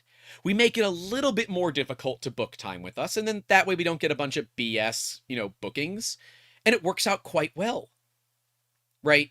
That is a great system that we've implemented years ago, and it has been something that we've stuck with because it works well. Because, like, most of the time, those meetings, I take them, and it uses my time. Well, my time, if I'm wasting it on something like that's not possible, I want to get them in and out of the shop as quickly as possible, right? In and out of the Zoom meeting as quickly as humanly possible, so that we're not wasting their time, they're not wasting our time, and that we can get them a usable, workable solution before they get pissed off. But at the same time, if they want something easier, hey, call us. Ring it. I don't care. Simple as that. And it works. Although we do get phone calls for 2D printing a lot. That's always the funny one. Oh, can you print out blueprints? Can you print out a resume? I've never said no to a resume. Like, come on, if you're calling someone at 2 it o'clock... feels a bit mean to say no to a resume. I've never said no to like, a if they're resume. coming to you to print a resume, like, they need it. Yeah, like, it's because it's always late at night, too. And it's like, well, my printer's got some dirty wheels on it, but, like, as long as you don't care, you just need some resumes printed. Yeah, send me the resume, give me, like, 10 minutes, and come out to the address on Google, and I'll give them to you.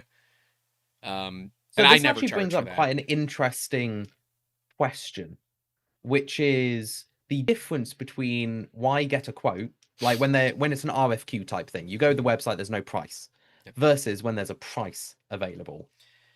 Why should people choose one over the other? So because we're a service business, everything that we do is custom, so the nature of our work is that we can't really publicize prices other than saying, hey, this is our hourly rate for design, this is our rates for printing and things like that.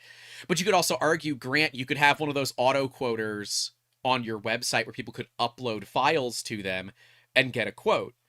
Well, I see it with also just products though. Like you can go to it's either Markforged or Ultimaker. One of their machines Oh yeah, does not where have a price it's point. yeah, where it's request quote. So that Yeah. is deliberately there to keep people that are price conscious from buying it. Right? It's like if you have to ask, you can't afford it, you know, more than you can afford, pal. Ferrari. Again, a Fast and Furious reference that Jacob won't get because he's never watched They'll get even the it. first one. Somebody has to sit me down and force me to watch it.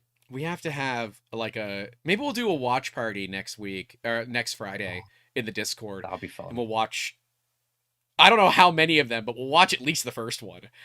The first three Fast and Furiouses are at least the three good ones, in my opinion. But you know, I would argue that those are there because the customers that care about solutions don't care about price generally, and the ones that care about the price wouldn't buy it if it was 10 grand, so it's easier to hide the price. But what it also does is it enables the business to do upselling. If you give me a thing, you're like, hey, I need this done. Okay, what does it do? What do you need it to do? What is its purpose? And we can look at ways that we can, rather than just solving exactly what they want, solve what they're actually wanting. Because a lot of times people don't see outside of their bubble, so they don't notice some of the things that they're missing, right? So if you buy an Ultimaker that's RFQ, they might send you something that has extra nozzles, filament, cleaning supplies, things that you wouldn't normally buy if you were just clicking buy on a 3D printer. There are reasons that RFQ exists, and that's often to make sure that you're supplying a solution rather than, you know, just a product. And that's where we always say that we are professional solutions providers. What we do is unique for every single person. And it's why we will not, well, we don't, and I don't think I ever will, have an auto quoter on our website. If you are trying to find whoever's the cheapest, it's not us. I don't want to waste my time doing it. Go find somebody else. And if that is what tells you I don't want to work with them, great. You're probably not the right customer for us anyways. Also, auto quotas just kind of suck. Like Polar Filament has a very good one. It's very good. But the problem is, like, government doesn't have a human element. But government doesn't pay what normal people do.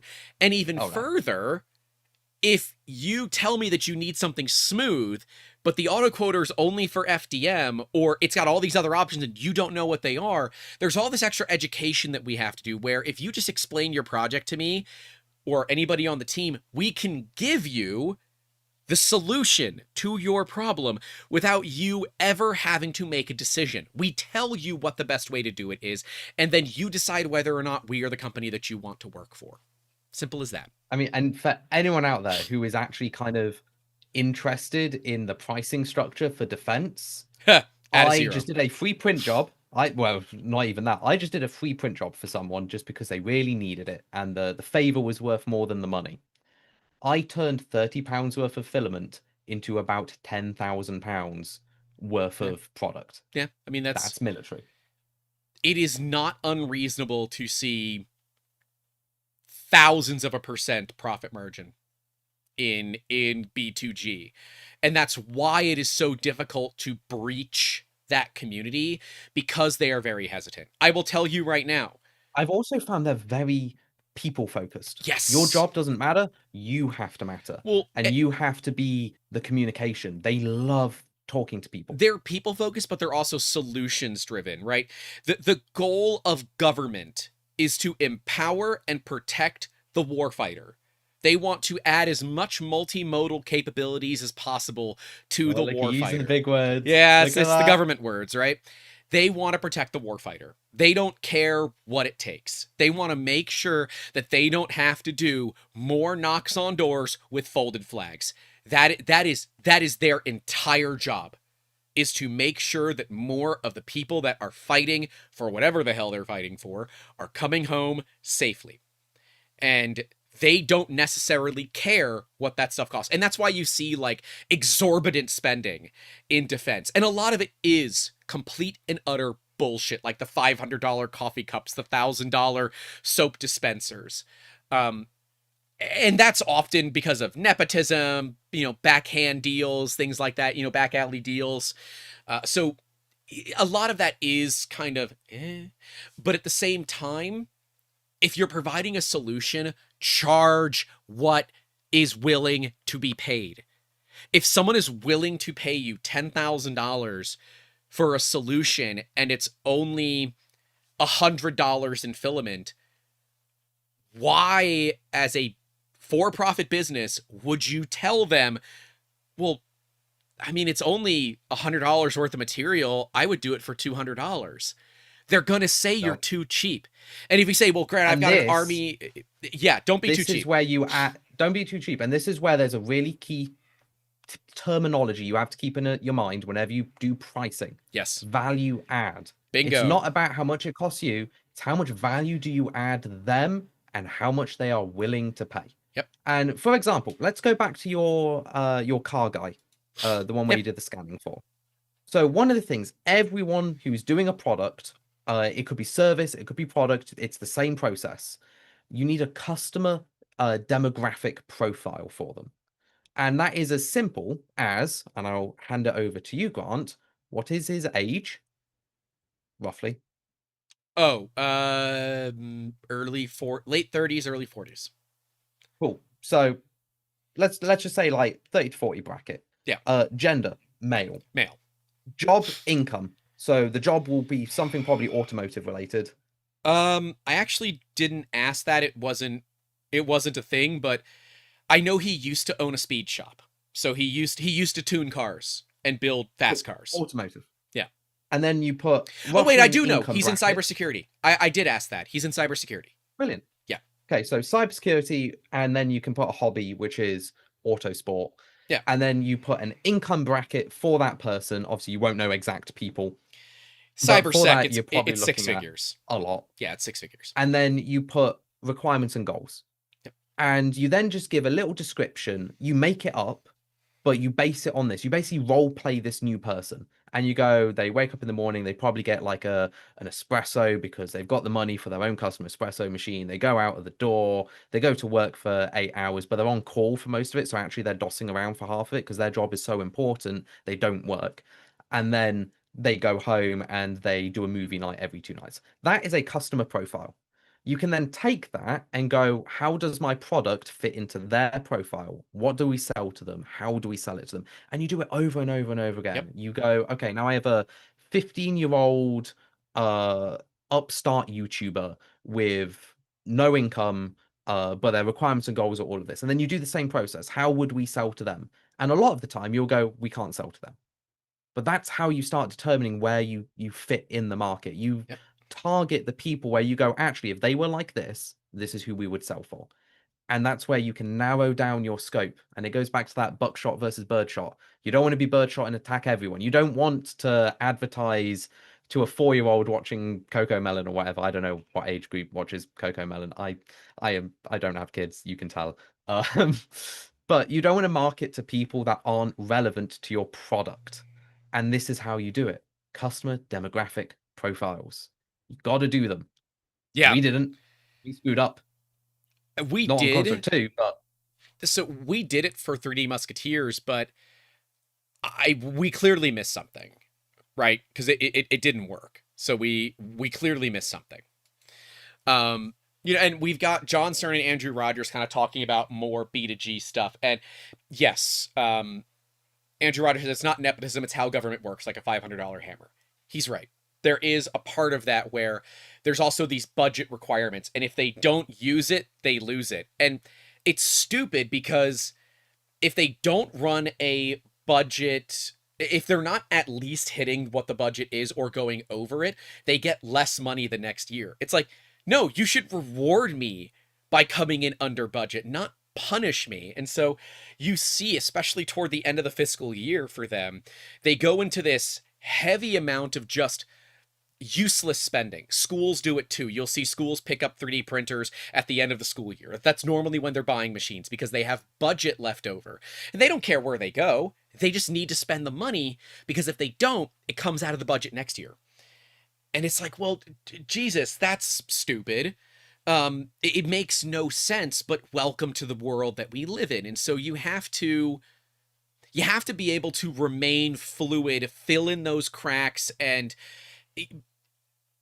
produce something that is, well, as flexible as your marketing is, right? It's why you see companies do sales over major holidays. Why are they doing sales over major holidays? One, you probably have off work. Two, FOMO, right? When does Prusa... Hey, Jacob, Prusa runs one basic sale a year. When do they run it? No clue. I don't even go on the internet. You're asking the wrong person. Oh, it's Black Friday. Prusa runs one big sale every year on Black Friday. Prusa has started to change that. They're doing different types of sales, but their big sale is Black Friday. Their big sale every year is Black Friday, where they do like free shipping and things like that. And so, like, I am absolutely guilty of it. I have waited to buy more printers from Prusa when I needed them a lot sooner for Black Friday, so I don't pay a ton of money in shipping. Because it makes sense. It means that I can take more of that money back into my business, put it into buying Prusa or buying other materials and using it to produce parts. That money, especially for a small business, $100 here and there goes a long way into giving you more throughput in what you're able to do. And so with all that being said, if you want to be a low-cost provider, fine, be a low-cost provider. But you need to be specific in not being too low cost. I've told the story before, so I'll tell it again. I'll make it real fast, of the architect that we worked with, that I wanted to... we were doing small buildings for them. And we did the first one. We gave him a bill for like $500, right? I was very happy with the price. We were making good money. And he sent it back and said, hey, I think you have an error on your invoice. I believe 1,500 is what it should be. And I call him. I'm like, no, we agreed to 500. He said, I know what we agreed to, but I'm used to paying like $2,500 to $4,000 for the work that you just did. So even at 1,500, you're still incredibly low. But this is just a lesson to help you understand the pricing of this industry. We are used to paying around $4,000 to $5,000 for a building of this caliber. So you better up your pricing. And so I just made an extra $1,000 for nothing. I didn't do any extra work, but we made extra $1,000. And that was the moment we decided we're going to move heavy into architecture. We joined the AIA. We became sponsors. We were an alliance member. We went to all their events. We, did lots of fun giveaway things. We always did custom stuff for them. And then VR happened, and that entire market overnight fell apart. We'll do a building like a couple of times a year, maybe, but it is no longer a core of our market. And when we saw VR getting adopted, so we looked at who are the architecture firms that are using the most technology. Those are the ones that we watch because they're the first movers. And as soon as they started to adopt VR, we started slowly divesting from that industry because we knew that that we were on a clock. It was going to happen. We were going to get screwed.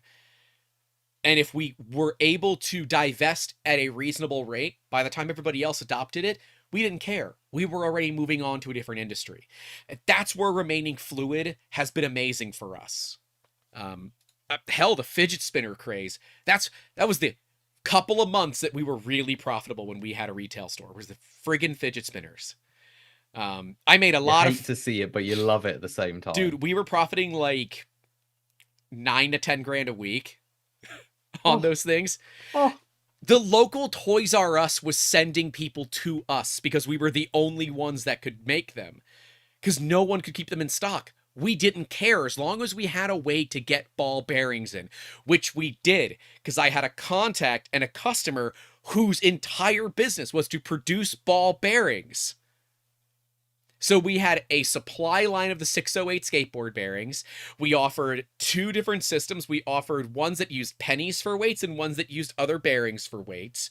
We offered high-speed ones where you would soak the ball bearings in gasoline and then use a Yep. very light machine oil to make them spin fast. We offered full ceramics, and they all came with massive price increases. But we were the only ones able to do it, because everybody else was caught waiting for China shipments to come in 30 days. As soon as their shipments came in, we moved on. That was it. Because as soon as their shipments came in, we were not the low cost provider anymore. There was other competition. That is the definition of staying fluid. Yeah. Like doing it where you can. Ironically, 3D printing is the best tool for this because you don't have tooling costs. It is. And then take the money and move on. And don't feel sorry that it's not happening anymore. Because the industry will move on. And this is just that, but oh yeah, 10 and they'll times leave faster. you. They'll leave you behind. I am waiting for when the dragons fall out of the corporate or I don't know, the cultural zeitgeist, if you will, of what people want, and how the Etsy sellers are going to have to start just selling them for cost or less, because they're stuck with so much inventory because they're predicting sales and they're maintaining a small inventory for just-in-time inventory management.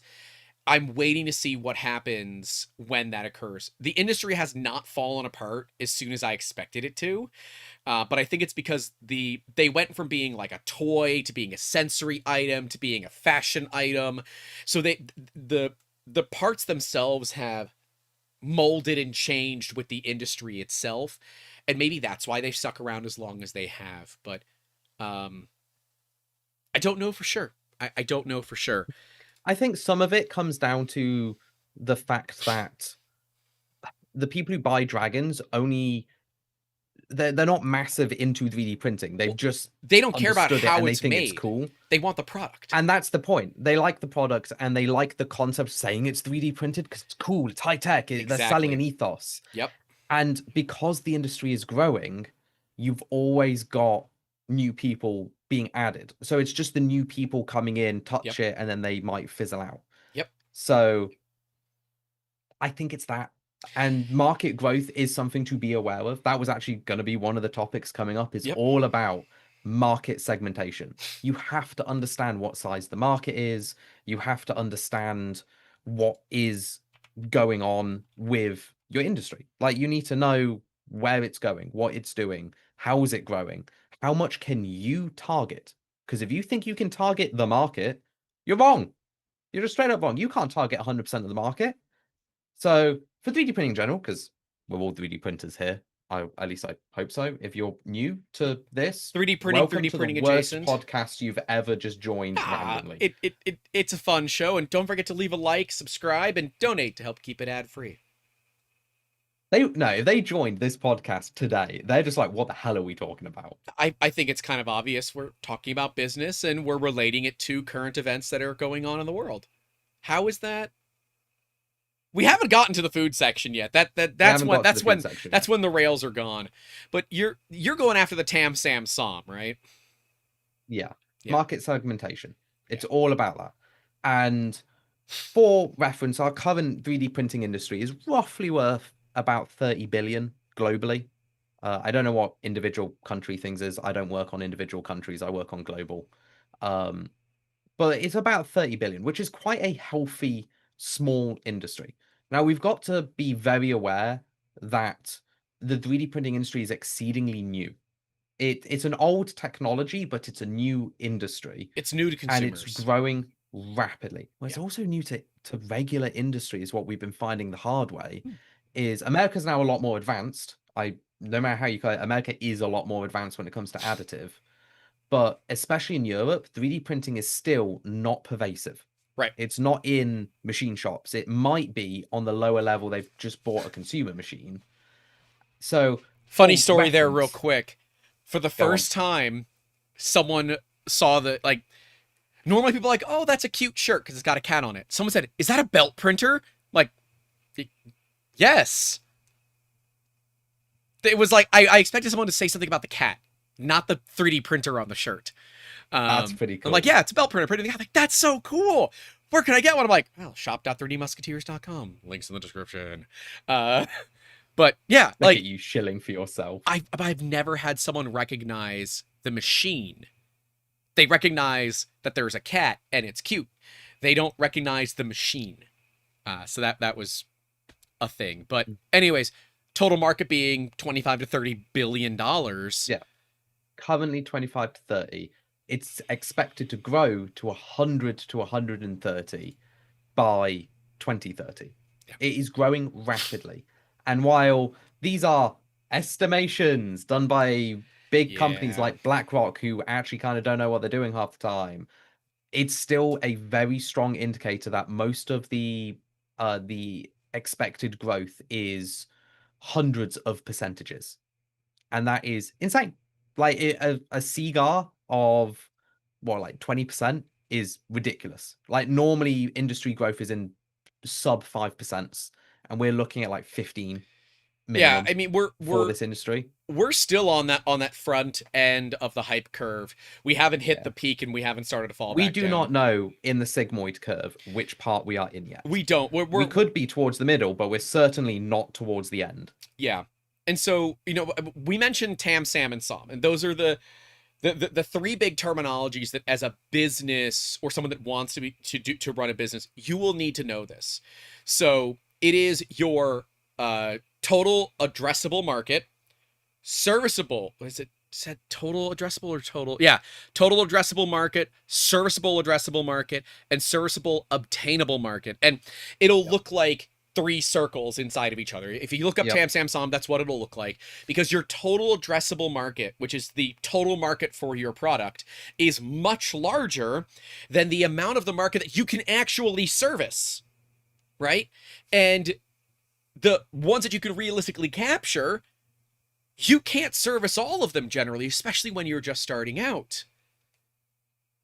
If you can't easily define your TAM, SAM, and SOM, even if it's very, very basic, then you're not adequately marketing to your consumers.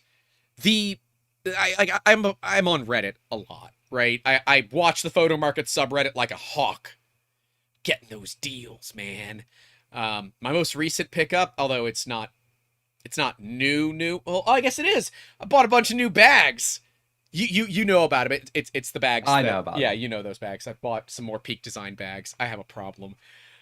He's got a gluttony for those bags. I speaking of, hey, Peak Design, if you're watching, sponsor the Speaking show, of, because he will literally rave about them for hours. if anybody would like to buy a V1 10-liter Peak Design sling in the gray colorway, let me know, because all my other bags are in the charcoal colorway, and I just got one of these in charcoal.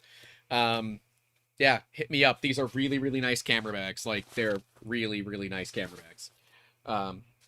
Anyways, hit me up. I'm selling it for what I paid. I'm not trying to make profit on that. I just want to get it to a home. And if you're at 3D Printopia and you want me to bring it to you there, I can bring it to you there. But yeah, Peak Design, sponsor this podcast. Jesus Christ, the amount of things I could say about your products and how I love them.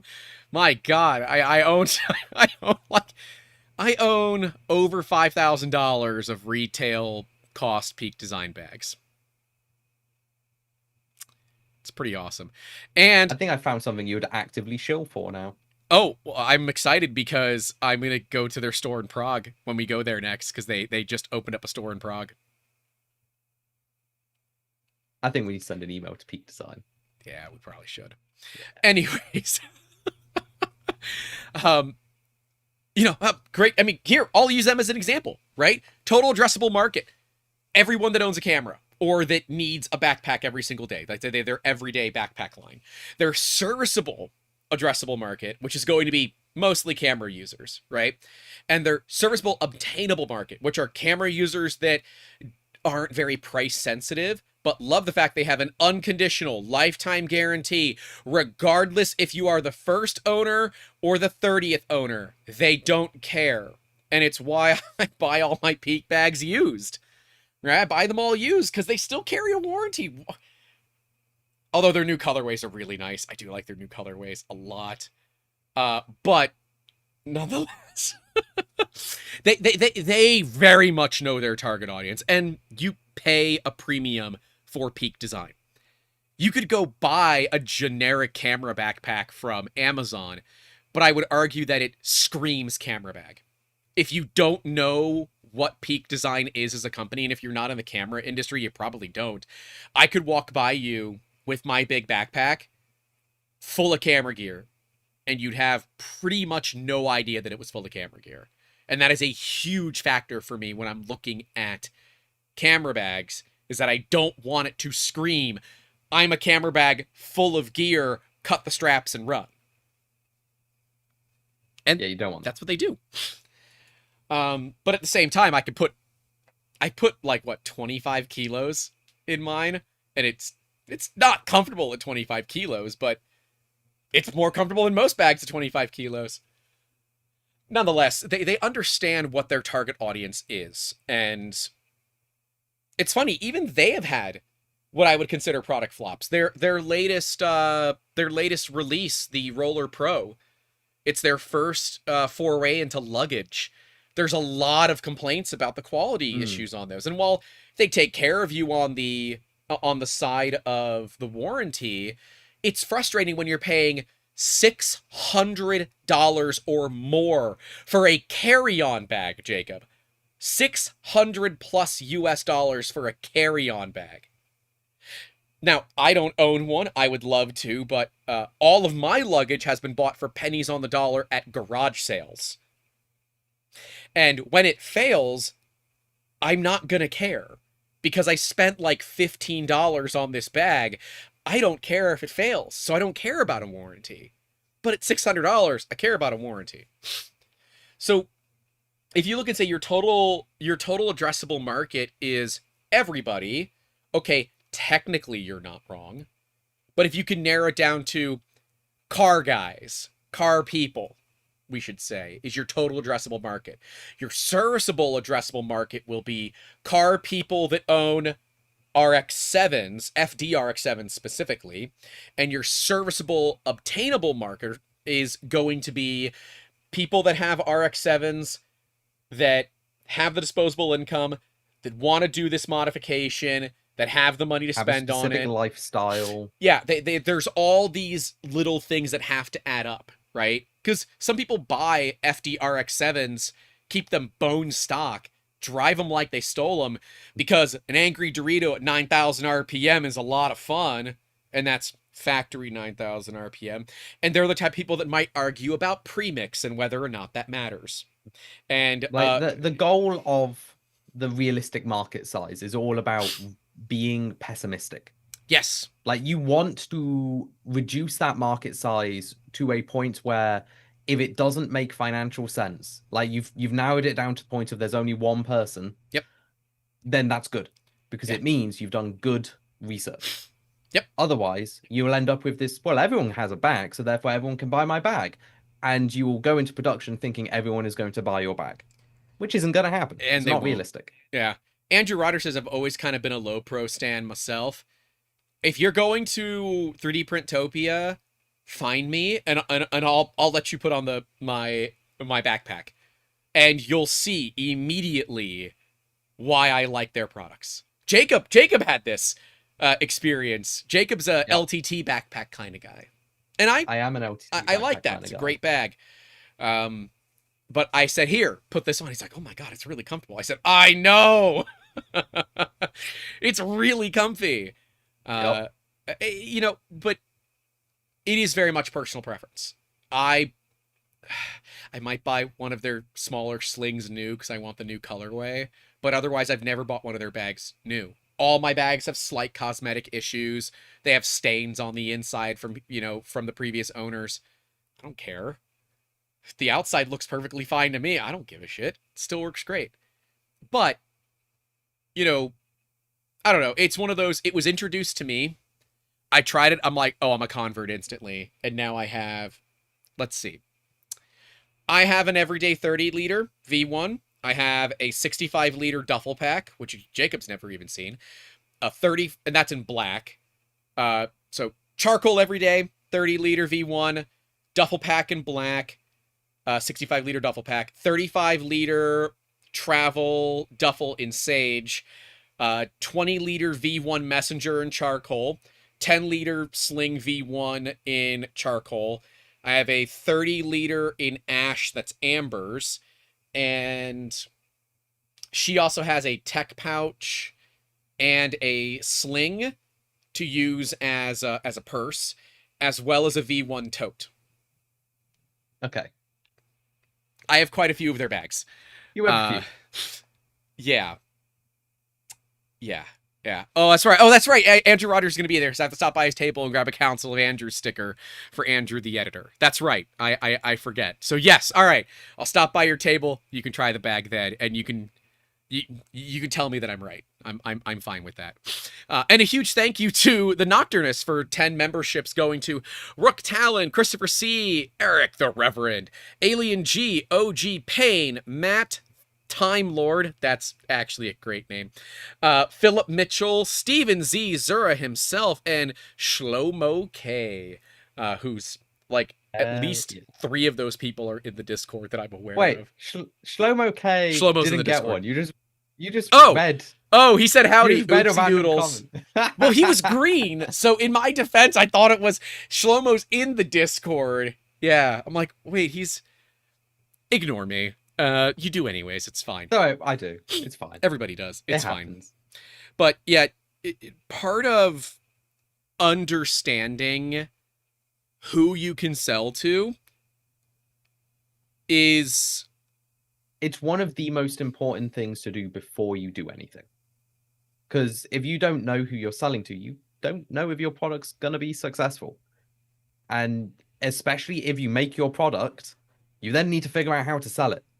And it's a lot easier to figure out how to sell it beforehand than it is with a lot of debt and a lot of upfront cost. Yep. To just realize, oh, there's only 6 people in the world who want my product. Doesn't matter how good it is. If it's a low number, Yep, it might not be worth doing it. I There's a agree. reason generic products tend to do better, because they have a wider catchment area.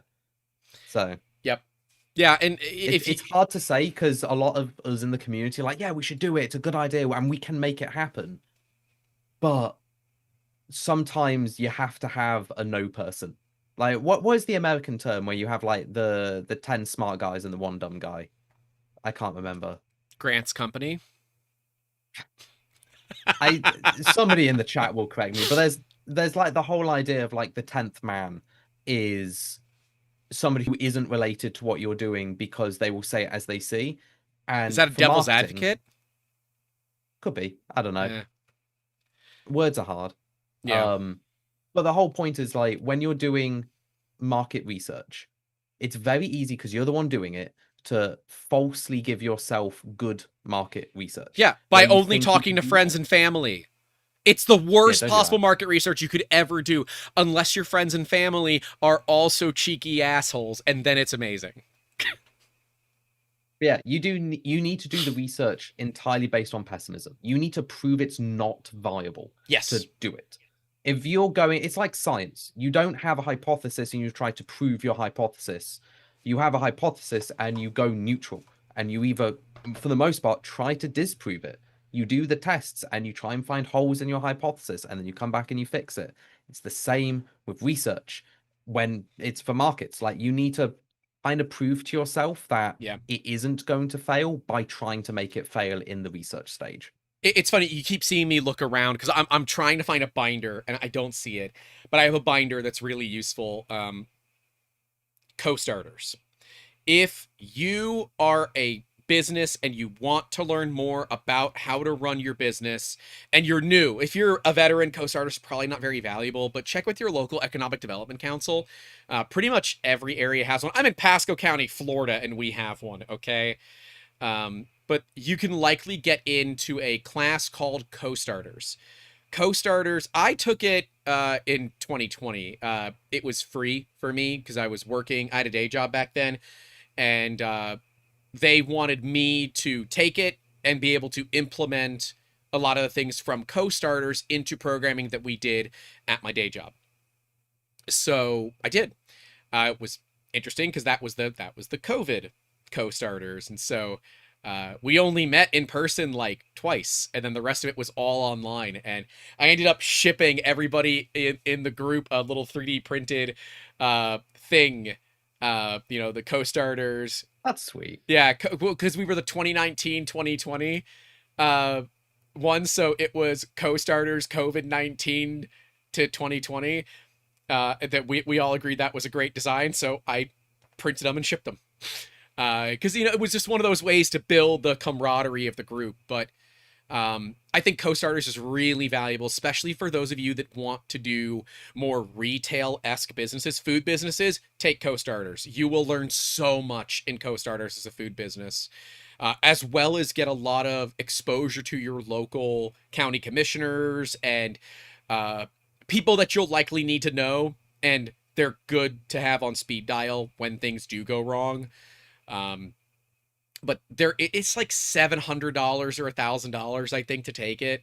It's easy money well spent. And sure, you can probably find a lot of the videos on it for free online, but being in a group of other people who are also going through the same stuff is useful, because it's difficult for you to look on the outside of your business, but it's very easy for you to look on the outside of somebody else's. And when you learn how to do it effectively for others, doing it for yourself actually becomes kind of second nature. And so co-starters doesn't pay me. In fact, you have to pay to use them. But I do believe there's a lot of value in their program, or at least some sort of business startup boot camp in your area. So if you're looking to get into that kind of thing, do. And be honest. The worst that you can do in those things is walk in and say, I know what I'm doing. No, you walk in there saying, I have no idea what the hell I'm doing. I need help. I would love to be able to learn from people that do know what they're doing. Huge, huge, huge value. And it costs you a little bit of money and a bunch of your time. But where I'm going with this is that they had a task for us that ultimately we could not complete, because it was to go out into the public. Of course, that, didn't work very well. But it was to go out into the public and interview random people about a fake product that you have an idea for, a fake business, whatever. Interview them about something that's fake. And they said, if you are comfortable with it, the best place to do this is at an airport. And Jacob, why is the best place to interview people an airport? Probably because you get a massive catchment area of pretty much anyone on the planet. There it is. So be aware of the bias. Airports are expensive, so you probably won't get lower income. Correct. But that's the only thing. You won't get lower income, and that's okay. Just, obviously keep an eye on that. But what you will get are people from all walks of life, right? Every race, gender, walk of, every background you will find at an airport. Just be careful, because people are really hesitant to talk to people in airports because shystas. And like Doug said, they're also stuck. A lot of them are also stuck. So if they're sitting down in the seats, go over and talk to someone, but just don't be a dick about it. And you'll generally be okay. But otherwise, supermarkets are a great place, like Walmart's, Costco, Sam's Clubs, especially membership-based clubs. They're really good because, one, it keeps some of the riffraff out, if you will, but two, these people are paying to be here, so they fit the target audience for these clubs. So if you know your target audience for Sam's Club and Costco, and that fits a rough same target audience for your company, then it makes sense for you to be there. I'm going to go ahead and allude to the T-Mobile, AT&T, or Verizon reps that are likely there, the people that sell the water softeners, the kitchen remodels, the steak knives, and all the other live, sales people that exist at these clubs. They're there because the target market that they want literally pays to be there. So, follow the leader, if you will. But yeah, having that target market and being able to interview them is really valuable. If someone wants to do this, if they want to be very open about their business in the chat, we are happy to go through and kind of talk about it from our perspective too. This isn't just about our businesses. This is about you all. But between the manufacturing business that Jacob has and the service business that I have, we're covering Technically, we do 100% of the entire catchment area for the market. We are covering, I would say not 100%, but I think we're covering quite a bit of it. I think the few markets that I think you and I miss are like the very, very bespoke ones. So like, well, no, because technically, if you're only doing it as service and product, there is only two in that. The biggest section is service and product. Okay, yes. In reality, we don't. But here's a good one. It's funny. So Net7 says this stream equals a market trap. How do you feel about that one? It is. You think it is? 100% correct. Oh yeah, 100%. So I do. This is a captive market with a captive audience of the same people that are all makers, hungry for knowledge, and they all filter into this list of like 3 or 4 different user profiles. But it's not all walks of life. It is just a very small subset of makers and hobbyists. But the value that this market trap has is pretty much zero to me. It has a lot of value to you. Because if you can show them the value of your machines, they'll be more inclined to, you know, step up to it. Most of these people already own 3D printers. They don't need me. The reason they might want us is for 3D scanning, but a lot of them are here because of our expertise in 3D printing and running machines and breaking machines and fixing machines and, in your case, building machines. So, yes, while this is a market trap, this is a much more useful market if you are Prusa, Bamboo, Snapmaker, Elegoo, those companies. For me, it's not called a market trap. It's called a captive audience. Yeah, captive audience is good. I like that. It's the same thing, but a different terminology. Yeah. Yeah.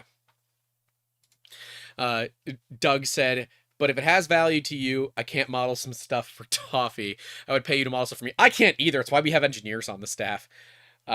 Or realistically, Doug, just ask our Discord. There's a lot of awesome small business owners in the Discord that will charge you a lot less than I will charge you and will give you really good work.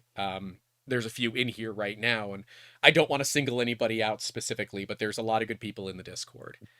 The Nocturne says captive because we make fun of Grant. Yeah, that is true. That is very true. That's fair. Net7 says, I mean, you think that, but if someone asks about mass producing of 3D printed products, you're now in the minds of folks watching, so word of mouth works. Yes, that's the trick. See, this is a level 1 marketing for Jacob. These people, that you all, the captive audience, are potential customers for Jacob. You are level 2 for me, where your friends, coworkers, the company that you work for, you know, neighbors, they might be customers for 3D Musketeers. And you are likely to say, if I don't want this job, maybe Grant wants it. You know, let me see if I don't have the throughput for it, or this is above my capacity. You know, let me see if 3D Musketeers will want it. Yes, you're absolutely correct. Does that bring in revenue? Technically, yes, but not on a net basis. The channel still costs quite a bit more than it brings in, but that's okay. Investment costs money. Well, I look at the alternative, which is me being stuck in my house or in my shop doing the same stuff every single day. I go stir crazy. This is a great outlet for myself, you, and others to share our passions with the world. And if that costs a little bit of money, just the social validation of a podcast with over 2 million views across all platforms, over 240 episodes done live. None of them have ever been pre-recorded. They've all been live that I can remember, at least. You know, and a YouTube channel with over 53,000 subscribers. That is instant social validation to anybody that doesn't know who we are. So there is a lot of value there. Titan 3D says, what does 3D Musketeers actually offer? That would be good to know. Well, I mean, if that's not a good segue into the billing department, I don't know what is. That is a good segue. You want me to go first, or do you want to just... Yeah, always, because you're the one that starts it all off with the filaments. Yes, a huge thank you. I could start it off. I don't want to be like the guy who just starts an ad read on your channel. But the ad read that you do is for me. Yeah, So why and would I be upset about an ad read for myself on my channel? look, don't question my logic. I don't know my logic. It's not that I'm telling you not to question my logic. It's just please don't. I'll break down. That's fair. That's fair. So a huge thank you to Printed Solid, the filament sponsor for the stream. If you do want to enter to win some awesome Printed Solid filament made in the USA, you can do so by entering in that pinned chat message. And if you're looking to level up your 3D printing game and, use business class machines for your business because you're realizing, wait a minute, I actually do understand my target audience and I do know who I can sell to, and I'm okay with spending money because it is a return on investment. Do check out Construct-3D. Links are down below. They make business class machines for business class environments with full lights out production capabilities where your machines make you money while you're asleep. And that's the best kind of money because it doesn't even require union mandated breaks. Although do put battery backups on them because then you will get union mandated breaks from time to time when the union that is your power company decides we're just not going to run right now. But they I have think machines. that's a very American thing, to be fair. Okay, maybe Like, it is. yeah, the UK generally doesn't get power cuts. Oh, every now and then, but we have big enough battery backups that I never notice it. If you notice, like, my hair all of a sudden goes dark and I'm looking around, it's because my power died.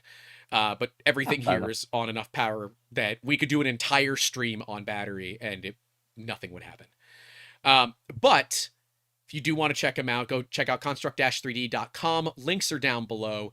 Machines that are capable of over 69 nice cubic millimeters per second of flow with up to and exceeding 8 kilograms a day of material flow rate through a hot end. I'm going to say that again. Up to and exceeding 8 kilograms of material flowed per day. There are no other machines on the market in this price class that can even remotely touch the speed of a Construct 2. I don't care who they are, they can't touch it. So if you're looking at how you can make money fast, literally fast, check out construct-3d.com. Links are in the description down below. I love it whenever you just whiff on it. It's always fun to see what you think because it's so genuine. It's like I the old actually school love sales it. guy in me gets to come out. And it's like, Billy Mays here with another amazing product. Check out Construct 3D. You want a 3D printer? How about 8 3D printers all in one with a machine able to do the work of 8 machines in one? But wait, there's more. It even has an internal heated chamber so that your parts that you're printing at stupid speeds don't warp. Even though Billy Mays technically never said, but wait, there's more. I don't care. You clip that right now.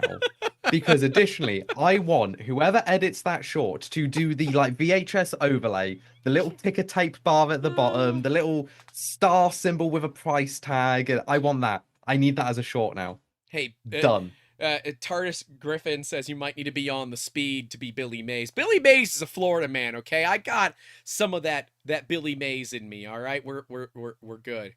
We're good. Oh And my David god. Konashova asking what is our flow rate in TPU? We're still trying to find the average because TPU is like everything under the sun, but we're averaging about 4 kilos a day to 5 kilos a day. The problem with TPU is you can't trust what the durometer is. The softer the durometer, obviously, the slower you have to print it. But if you're doing like a 60D to a 95A, so 60D is about 105A, but it doesn't, A system doesn't go over 100, so then you transfer to D. We're probably going to do like 2 numbers for TPU, one for the softest you can physically get and one for the average. At the moment, the softest we've done is a 82. It will, that's just because it's what we had on hand. It will print TPU faster than pretty much any other machine on the market that I'm aware of. That is not a pellet extruder. I think the only way that you could beat a Construct 2 right now on an off-the-shelf machine is going to be something that's a pellet extruder.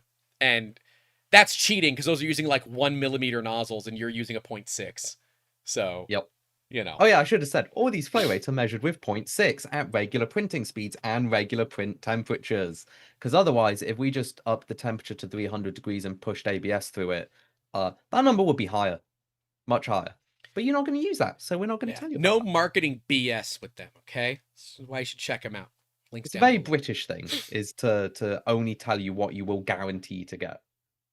It is. It's something that like even like literally I was working with you on your flyer for this upcoming event, and Oh you yeah. put the real number of flow, and I'm like, Jacob, that's dumb. Just put over this number. No one's gonna believe it anyways. It's such the actual flow rate of their hot end is so high that you look at it and say, I don't believe it. I simply don't believe it. But I know Jacob. I know their factory. I know the quality of parts they make. So I know that it's real. But I told him, don't use that number. It sounds fake. The numbers for this machine legitimately sound fake. But I know they're not because I've seen it printing. I've seen prototypes of it. And I know it's a good machine. But it will sound like it's marketing wank. I promise it's not. We're British. It's not. I can promise. Yeah. We have consumer laws, meaning we can't mismarket. Unlike China, they don't have those laws. We And do. most of America. We have to actually be very careful with what we say. If so, just in general, if you're doing business in the UK, please look up your consumer laws on how to market things, because if you copy what you see on the internet, you will get sued. Don't do it. You cannot lie. Otherwise, it's misrepresentation, and that is a suable offense in the UK. So you have to only say the truth or validated truths. And that's why lawyers drive Lamborghinis and we don't. Because, Yep. you know, when there's a lawsuit, the lawyers always win. No matter which side wins, lawyers always win. Always win. And talking about people who always win would be you if you went over to 3D Musketeers, if you need anything 3D scanning or modeling. So I just couldn't I'm like, help we it. don't always win. Oh, he's talking about the consumer. Got it. Yeah, Got the it. person who comes to you is always a winner because they know they're in for a very good time. So if you guys need anything that is 3D printing, consultation on your designs or your projects, if you need those designs realized with CAD design, or you just need something scanned, or all of the above, 3D Musketeers is definitely the place that you want to be.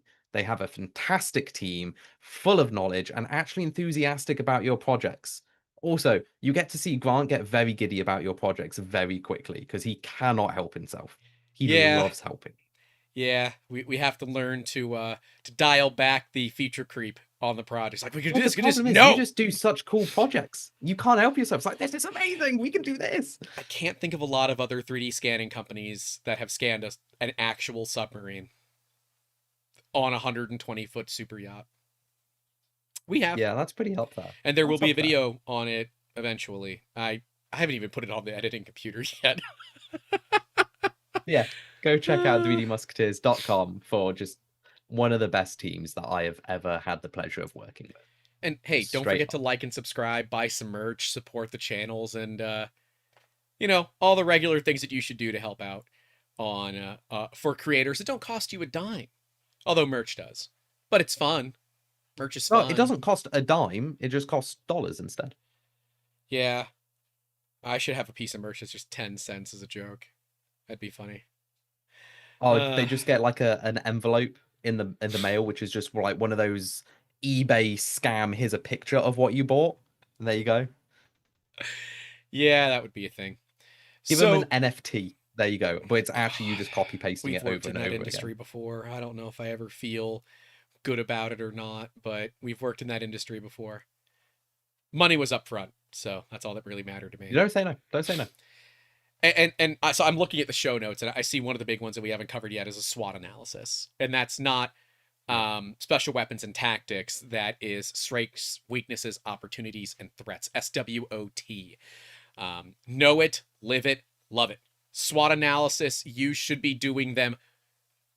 God, if you're a new All business, the time. yeah, if you're a new business and you're not doing a SWOT analysis, if you're less than 3 years old and you're not doing a SWOT analysis at least once a quarter, I think you're missing out. And look, it doesn't have to be as formal as sitting down and drawing out the boxes and SWOT, but at least understanding where you are strong, where you are weak, where your opportunities are, and where your threats are, and how you can move weaknesses into opportunities and threats into either weaknesses or strengths.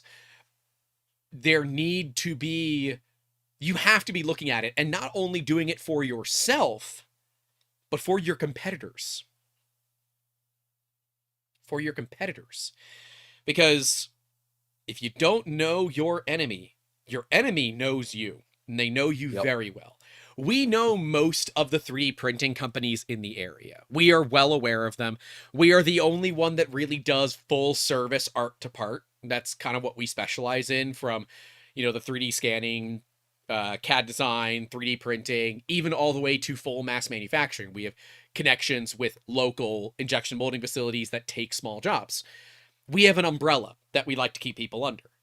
And even though we may not be with you that entire time, we're still holding that umbrella, keeping you dry. And the goal for us is to get people the solution that they need. Sometimes that solution is not working with us, right?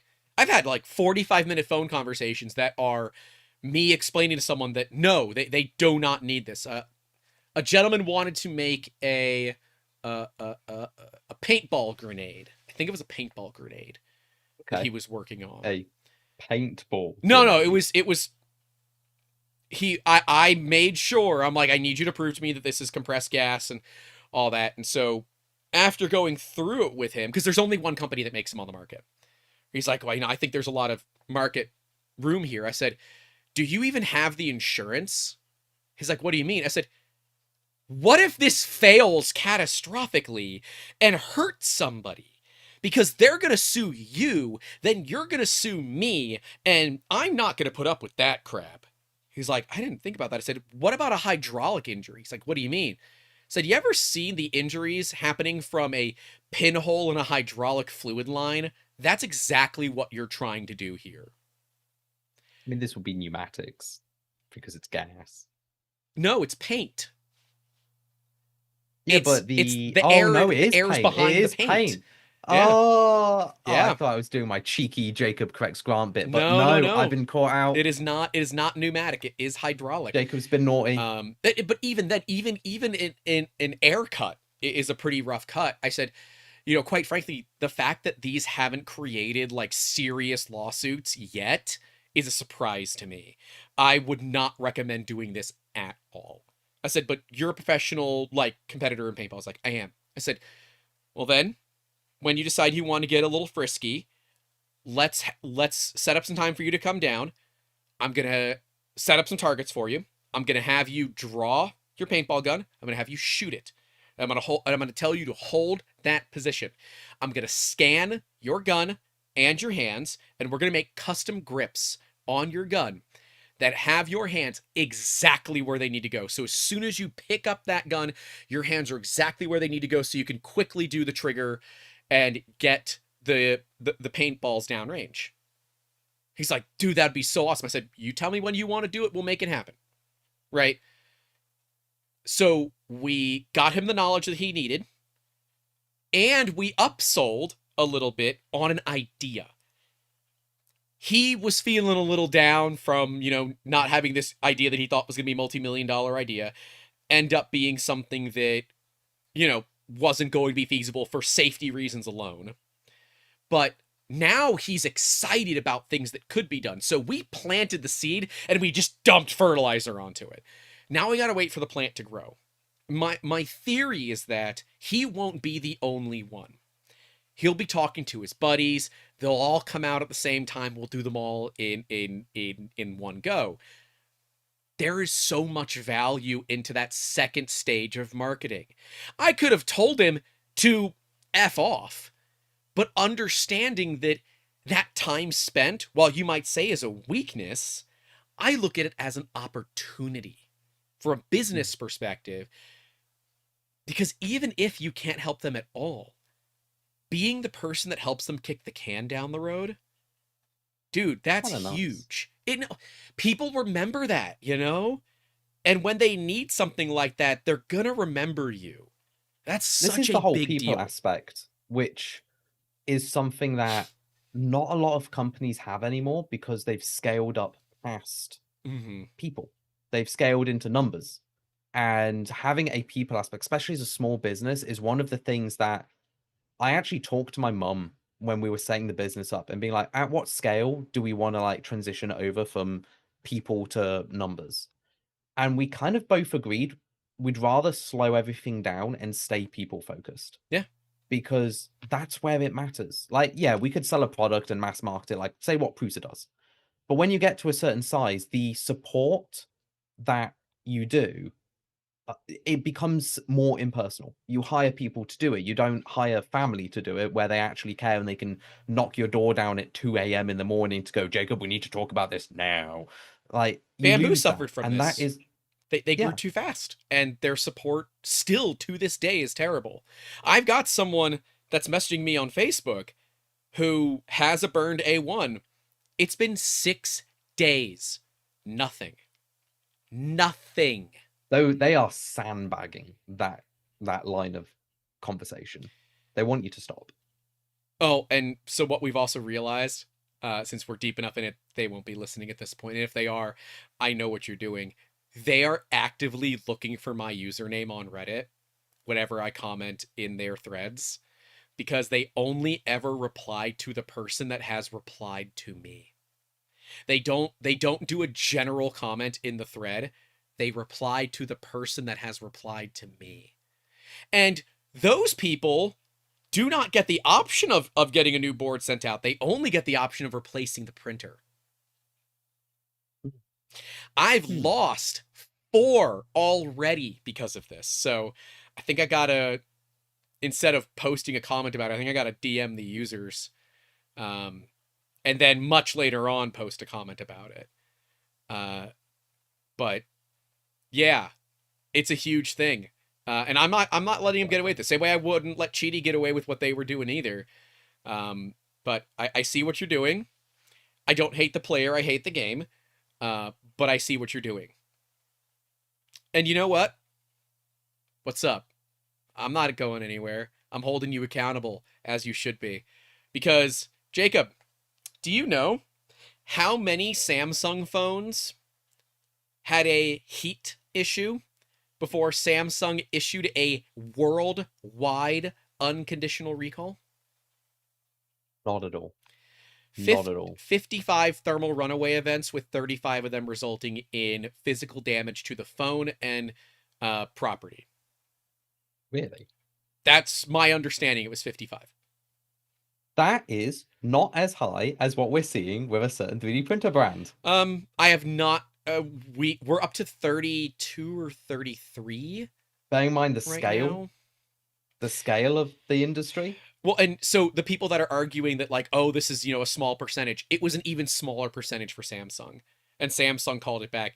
When airlines banned you from getting on planes with those phones, that's when Samsung's like, can't ignore That's when it's bad. That's when it's really bad. You can't bring 3D printers onto planes because they're generally too big unless you have a positron. But you're not supposed to print on planes. It's a positron thing.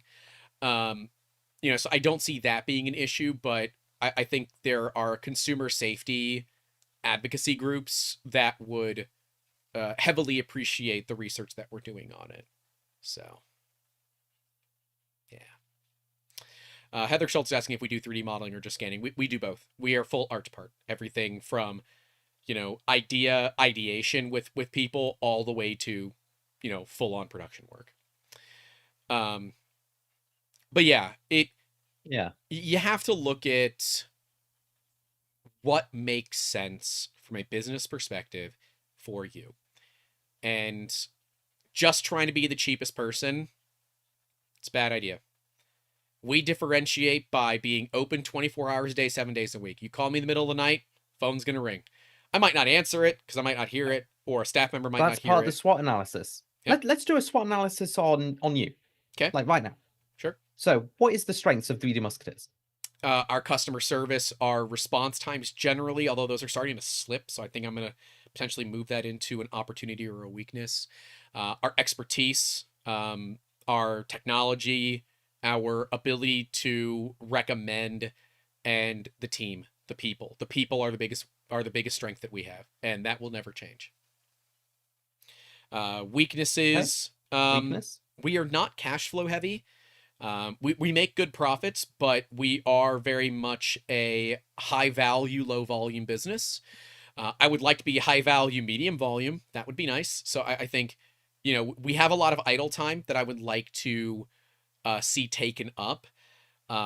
Weakness is also on the marketing side of things. This YouTube channel obviously brings in a lot more people that are in the industry rather than people that are interested in the industry.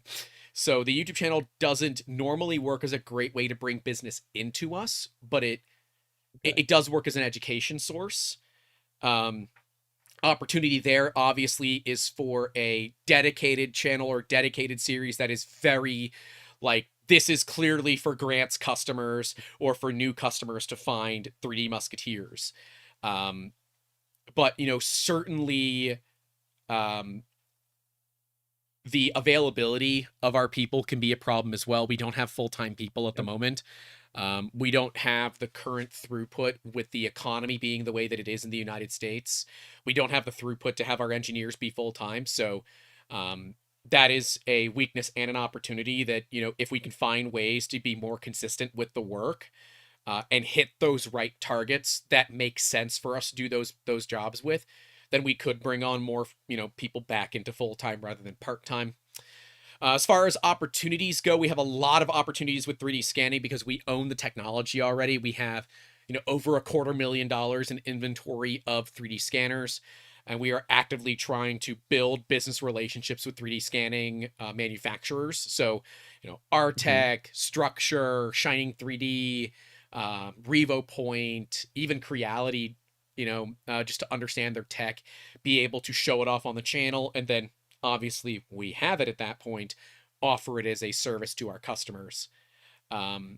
Threats, obviously there's a very low barrier to entry into the 3D printing side of this industry. The 3D scanning industry is continually getting better and better and better. I still think there's a software problem with the cheaper scanners, but if you are able as a user to work around those software deficiencies, then you absolutely could threaten a lot of the work that we do as 3D Musketeers. But you'd also have to have the marketing that we have. So, threats are small, but we're watching them. Obviously, the democratization of 3D printing has brought us to a point where we do a lot of fulfillment for companies and print farm work for other companies, where they can then take their print farm that they have in their facility and use it more for rapid prototyping and allow them to remain fluid and not keep their machines locked up under full-on production. So there are certainly some threats there that, the consistency of people always wanting to be cheaper could look at undercutting who we work with. And it's why we generally don't advertise current customers on our website. We advertise past customers because otherwise we'd be telling you exactly who to go and try to steal business from. And, well, that's bad for business. So, and on top of that, I think one of the biggest threats, it's also a weakness, is that our marketing is not great. We have an opportunity there, obviously, with better marketing, but I am not a professional marketer. Right? And that's kind of obvious. We're 5 years deep into this YouTube channel. We're only 53,000 subscribers. And that could be higher if you go ahead and hit that like button and get subscribed if you haven't. But we are small enough right now that I don't have a lot of pull with companies like FiberSeek. Helix is asking that he wants to, learn more about it. Like, I even know the CEO of the company. And even that's not enough. It's like, well, shit, okay. So we're at this weird point of, we're not a small channel, but we're not a big channel either. We're in this like weird medium stage where it becomes, who's going to do it for less?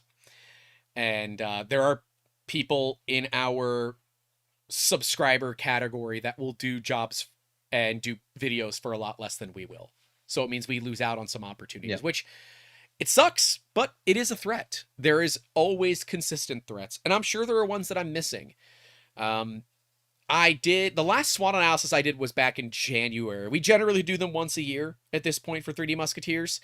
But with the new channel, I should probably look at doing one with the new channel, which is youtube.com/makingawesome. So if you do want to check that out, that is where all the short form content's going to live for the podcast. It's where the edited episodes are going to live for the podcast and all that. So Yeah, I think you've done a really good job with that SWOT analysis. Like, doing a SWOT analysis is one of those things It's that every tough. company should do regularly, and you have to be brutal. You have to be brutal. Yep. Like, we've literally just done one like a month ago Mhm. because we do them for every grant bid we do. Yep. Now, other company. Now, this is a free piece of advice that will make you win bids very often. We have almost a 9 out of 10 success rate with bid writing. And it's because of one thing: SWOT analysis.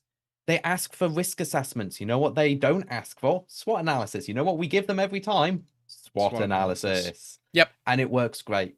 Because, like, so Construct 3D SWOT analysis, it's very simple. We've been able to bullet point it really neatly because we can give it on A4 piece of paper. Our strengths: we know the technology stack inside and out. We have design capability on any form of printer, any requirement, at any scale. We have a very agile development pipeline, and we have all of the logistics and compliance done in advance, ready for any product we launch. These are things that other companies generally don't have. Our weaknesses: there's three of us. That's huge weakness. We've got some medical complications. That makes time a little bit harder. And there's three of us. The scale of the company isn't large enough to bankroll big investments. That is the three major weaknesses. And we're kind of crap at marketing, but everybody is crap at marketing until you figure out what works. Our opportunities is we can grow rapidly. We've already got the entire factory set up, pipelined, that if we needed to add 100 employees overnight, we could. We've got the entire logistics side done. So growth is an opportunity that we can do. Yep. And differentiation. We've got enough technology knowledge to quickly spool up different designs for different areas to target different customers whenever we need it. So those are opportunities. The threats, however, are again related to size. We are small. We can be bought out. We can be hostily taken over with legal battles. We can be drowned out by other companies. Our entire website is currently brigaded by Bamboo Lab SEO optimizations because people used to Google Bamboo 3D printer and they got to us. Now they Google Bamboo 3D printer and they get to them. So these are threats that you have to deal with, as well Yep. as global conflicts, which everybody has to deal with, tariffs for America, shutting down an entire market. Like, these are all threats that you have to list. There's quite a few of them. Thankfully, not a lot of them are disastrous, but you have to list them. And that is Construct 3D SWOT analysis. And if you're doing a bid, do one on the direct stuff for the bid. Don't just do a generic one. Always focus. Truth. But yeah, there you go. Do a So, SWOT analysis. and you can write these down. I'm positive, absolutely positive, that you can find templates for this online, right? So you can find templates to do it in Google Sheets, Google Drive. Pick your poison for Google stuff and run it. It is one of the most valuable things that you can do as a small business to understand who your target demographic is going to be.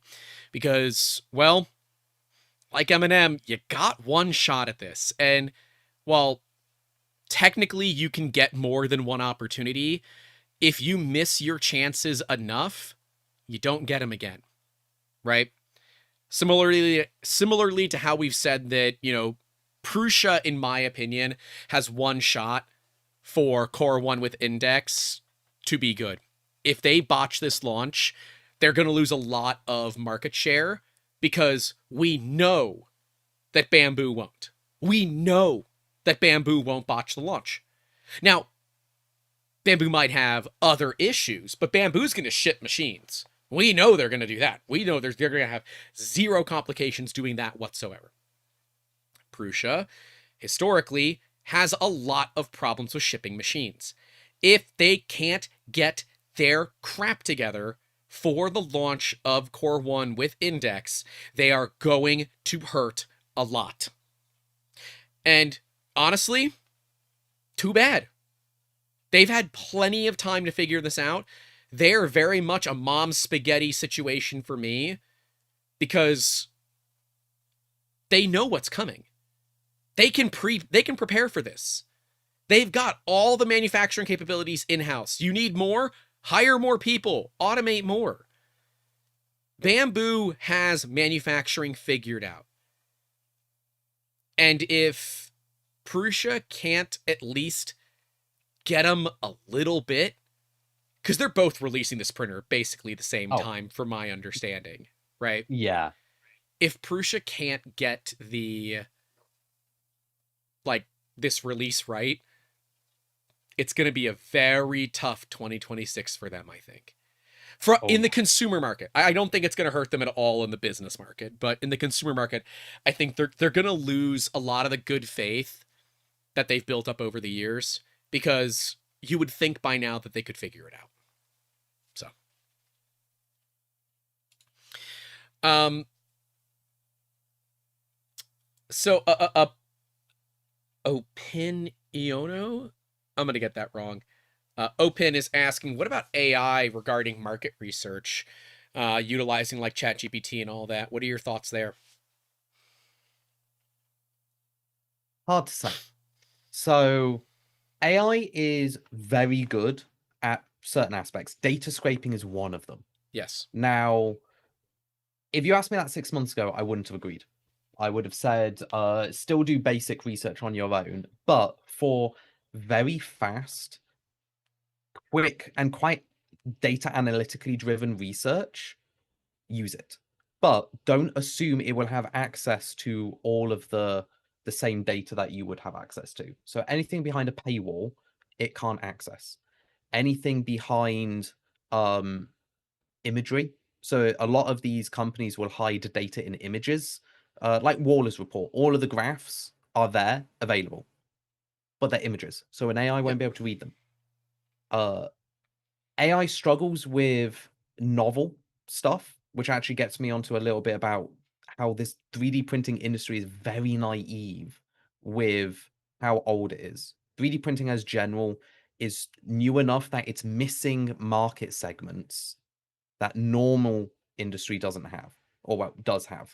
While the tech's been Where like around, it's not like you like know. you can get a mobile phone for any section of the market, all the way from the world's cheapest to luxury designer, industrial grade, military grade. Like every aspect of the mobile phone business is matured, Yep. and therefore you can get one at every scale. 3D printing kind of doesn't have that. No. It's too novel in how new it is and how it approaches stuff, which is why we're seeing lots of advancements in tech, not just a camera got slightly better over time. Yep. And what ends up happening is, for example, let's take Construct One. This is a perfect example of it. We wanted to make a machine that is designer class. Keyword is designer class because we wanted to target designers, people who use equipment, have a bit of money, have a bit of time, all of that. What we didn't expect was that designer class, when we started almost 4 years ago now, didn't exist. Architects existed. They are designer class. They would be the type to buy these machines, But they don't know but they anything. weren't in the 3D printing industry yet. They didn't know that it Now existed. they are. Yeah. They didn't know it existed. As dumb as it is, So, that's when you're in an emerging market like 3D printing, your biggest challenge is going to be, at least back in the day, no one knew what the hell this stuff was, that it existed, or how it could value them. Now, yes, there's a lot more value and it's a lot better understood, but now there's a lot more competition in the industry too. So, yeah, yep. I totally agree with you on that. Um, and it's part of the risk of being a first mover is that you're taking the risk that you'll be able to educate your target audience before somebody else can. And if you can't, sucks to suck. They'll go find somebody else to work with. That's life. Love it or hate it, it's life. I normally hate it, but it's life. Yeah. So for AI for research, I would do it, It but doesn't keep it hurt. with a grain of salt. Yeah, it doesn't hurt. All research is good, and that's it. Like you can't. There's no Yes. such thing as bad research. There's bad analysis. So get it to give you all of the data sources, utilize them, that sort of stuff. And Realize, just however, you still need to filter it because, especially in our industry, there's not a lot of prior knowledge, which is what AI is good at, is prior knowledge. So just keep that in the back of your head that whatever it says, it's very good at being convincing. It might not always be correct, however. And be careful. Always check the work of AI because it can hallucinate, obviously. Yeah. So be very careful on that. Um, yeah. Um, I don't use it. I was kind of trained to do market research. It's part of what I love about having the degrees that I have and the time that I spent in college. I spent 6 years in college, or university, excuse me. Yeah, yeah. Um, University sounds cool. I don't know why you don't use it it does more sound often. cooler, and it was funny because it's St. Leo University. It's not St. Leo There you go. College. You went to university. What the hell are you We talking call about? it college. I don't know. It's the colloquial term. I don't know, man. And it's funny because I would argue that in today's day and age, if you want to be an entrepreneur, I don't know if I would go to college. I don't know if I'd go to university. I think I would take the money that I would be going into debt for school and use it to learn. I think that there's so much free information out there I where will interject. okay, This is very relevant only to American audience. that's European fair. audience, don't listen to this That's because your fair. university system is very different. Yeah, it's very expensive to go to university in the United States unless you get scholarships. But, it's funny. I'm not even really going after the money aspect of it. I'm going after the time aspect of it. That could you better spend your time hyper focusing on learning your target audience, learning how to market your business, and learning screwing up, making mistakes? Could you better spend your time doing that, or is your time better spent in a classroom learning the basics, the generics? Yeah. I don't know. It's hard to say because it's very different for every different people. I will say, for my experience, I found university very enlightening, but I chose Yes. it with the knowledge that I wasn't going to get a qualification. Well, I did get the qualification, but I wasn't going to get a qualification in an area that I was actively going to pursue.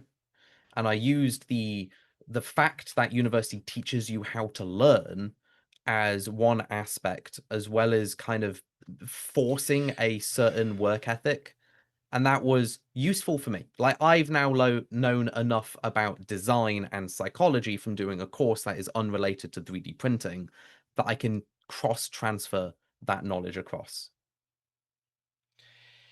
And Matt Weber, Weber, I don't know. 3D Whatever. Reefer. It's Weber, so it should be Weber. Weber would be two No, it's B's. Web, WEB, Web. But I think it's Weber. Matt, tell us who's right. He said, I've watched more entrepreneurs fail after college because they are so ingrained in mostly outdated methods colleges are still teaching with marketing a good psychology course to teach more. Oh, hell yes. My God. The value that I got out of my psychology courses that I took for fun. I needed another elective, and I had already taken physics as an elective. I needed another elective. So I took psychology. The mistake I made for psychology was it was an 8 a.m. class, and that sucked. I am Yeah. very much not a morning person. When I was that old, I'm much more. I'm more of a whenever I need to be person now. But when I was younger, no, me and mornings weren't the best of friends. But that class was still very valuable because being able to put your mindset into the mindset of your target audience and being able to think from their perspective and being able to quickly shift how you are communicating, hugely valuable. Now, it did exacerbate my ADHD issues by allowing me to better was it tone shift, or what is it where ADHD Yeah. people can like clone the person that they're talking to? I Yeah, forget tone what that's shift. called. Tone shift is one of the terms I'm for it. It's like phase shifting and I'm very class good at shifting. it, and I hate that I'm good at it because it is often seen as a manipulation tactic, but I'm very good at it, right? You put me in Miami, my cadence is different. The way I communicate is different because that's how the community down there communicates, right? You put me in front of military personnel, I'm going to use words like multimodal and the warfighter rather than saying we need people that aren't crayon eaters. I might even use crayon eaters, and To be fair, that is one thing they would like, is the yes. crayon eaters. So they like that. It'd be really funny if you printed crayons, and the booths that I love at these events are the ones that give out little boxes of crayons, and you can get them custom. You can get the boxes custom printed. Okay, that's kind of fun. Even better, there's a company that I saw on social media recently. I forget their name, so their marketing was funny, got me to remember it, but I didn't remember who they were. That actually sells edible crayons. They will draw. You need to get them in contact with me. If I can bring edible crayons to the UK's biggest defense show... The show's literally starting tomorrow. You won't be able to do it. Yes. I don't care. It lasts for 5 days. Yeah, there's no chance. I can walk around and just be like, hey, do you want to eat a crayon? And I've saved you the red crayon. It's the red ones one. are the best tasting. We all know it. Yeah, Matt says it's waxy chocolate, if he remembers correctly. And yeah, I believe it is as well. You could just make a chocolate mold in a crayon and dye the hell out of it. It should work. I'm glad that we found the Marines. We're getting some Semper Fi's in the chat right now. Yeah, so I'm close to I'm close to an Air Force base, but since we're in a port city, we have a big naval presence as well. So we have U.S. Navy.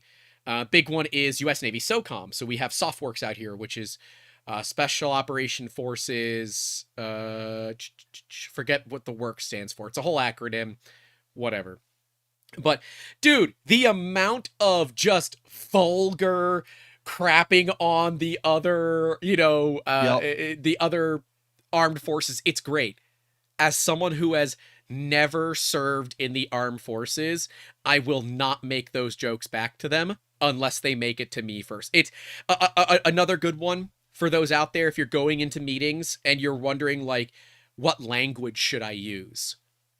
The one that I've always used, and it's served me well, is my vocabulary is nothing outside of what the Bible would put, right? So you can say ass, that's not that big of a deal, but I'm not going to be dropping F-bombs in meetings unless the client does it first.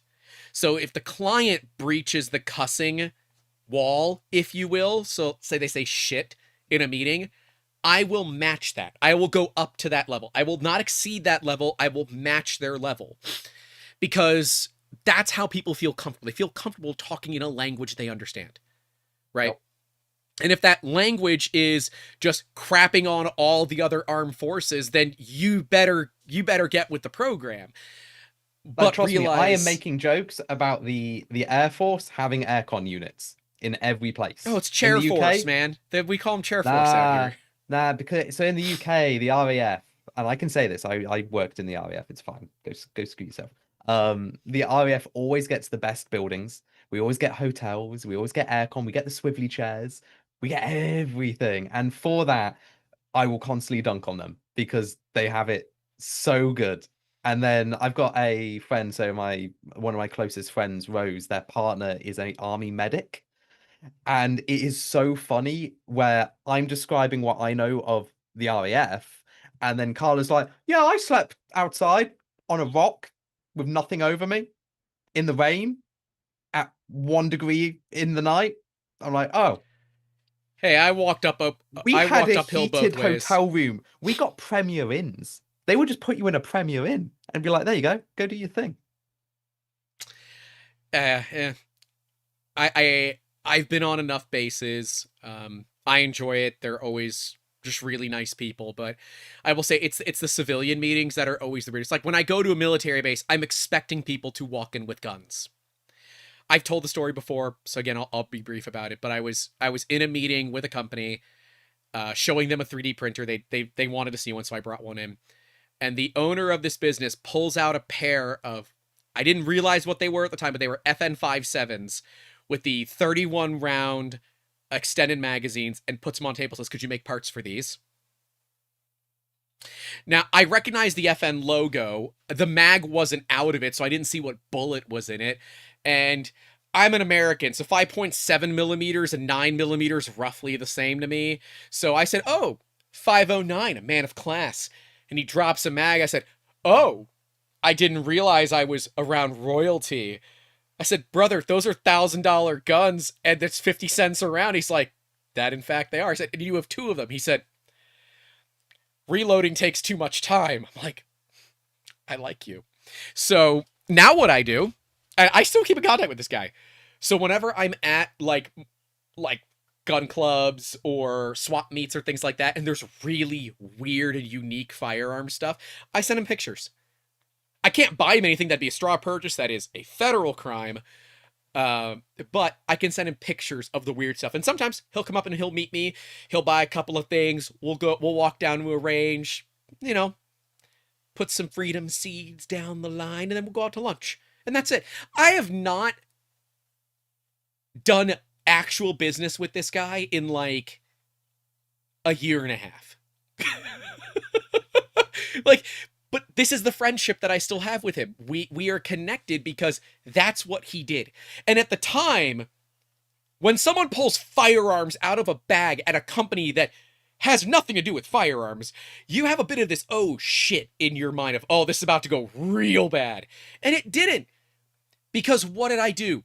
I used the fact that I live in Florida and I know a thing or two about firearms. And I said, this is something that, even if I don't like firearms, I have to know about them because it will be something that comes up often. I have to know the laws around 3D printing firearms. I have to know why you shouldn't do it and why I can't legally do it for you. But I also have to know where 3D printing can be valuable because it's a big market out here. It's not something we try to play in because I'm not a huge fan of the big, 3D printing guns thing because I worry that it takes one moron to ruin the fun for the rest of us. Yeah. I really like it as a concept. Yeah. It's just manufacturing, and I like the design behind everything. Because to be honest, things that go boom, super cool, very fast, multiple times, ultra cool. And seeing new designers try something with it, even cooler. Yeah. Like, honestly, the gun market's pretty stagnant. Like, there isn't much more innovation. Like, the biggest innovation recently is like the forced reset triggers. And that is honestly kind of cool. But guns are just the same thing. It's a tube where something comes out of. What's cool is seeing new people with new tools try to do something. I feel like we're in like the modern version of the looty, where it's just, oh yeah, I went to B&Q and I bought a load of hardware equipment and I made an SMG. But now we've got that level with, I've got a 3D printer and a hardware store. Let's go see how much stupid stuff I can make. And I will remind those that do enjoy the 3D 2A community out there, make sure your machines are not connected online because you might be committing ITAR CMMC violations. And, well, 3-letter organizations aren't a huge fan of those. And I didn't know I'm sorry is not, generally speaking, unless you're very rich, an acceptable form of payment.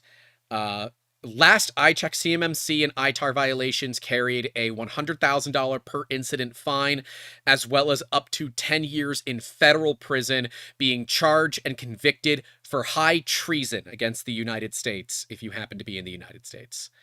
There's a SIG P320 joke in the chat. Let's go. Get a good P320 joke in the chat. The P320's innovating just in all the wrong ways. I hope they never let it down. I hope they never live it down. I hope SIG never, ever gets to live it down. No, dude, absolutely not. With all the marketing that SIG has done around this, basically saying that it's nothing but people blowing it out of proportion. No, it's not. No. It's not. And while the whole airman that had passed supposedly because of a P320 might not actually have been because of a P320. There's a current investigation occurring. Someone has been arrested over this, so that might be a little bit different. Point is, it doesn't matter because it's that serious. It has occurred. It is a fact that these firearms can trigger without anybody pulling the trigger, and that is such a problem. It is such a problem. I look at the firearms that I own and say, you are not a threat to me. Unless an idiot gets it and I don't have it.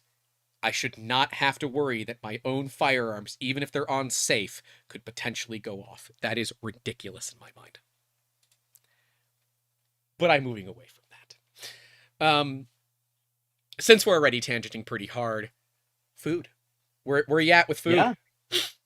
So I had a fun food. made today a very nice creamy like pasta, like rigatoni style with cheese, and it was gorgeous.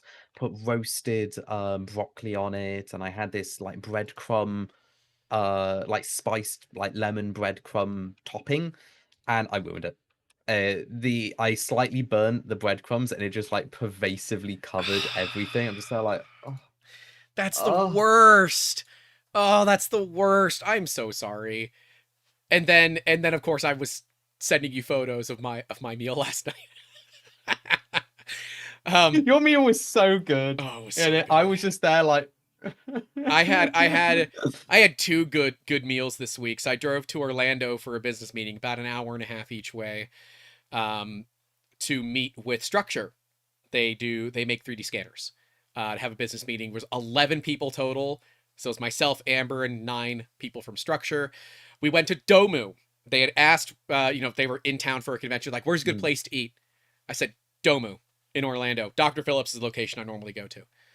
And they said, any others? I said, nope, that's the one we're going to. They said, it's that good? I said, it is that good.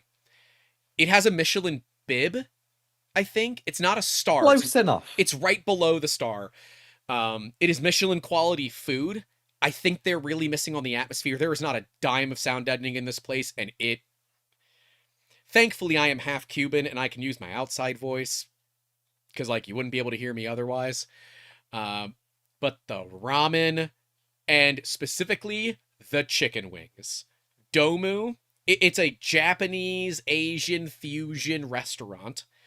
They specialize in ramen, but the thing they're known for are their chicken wings.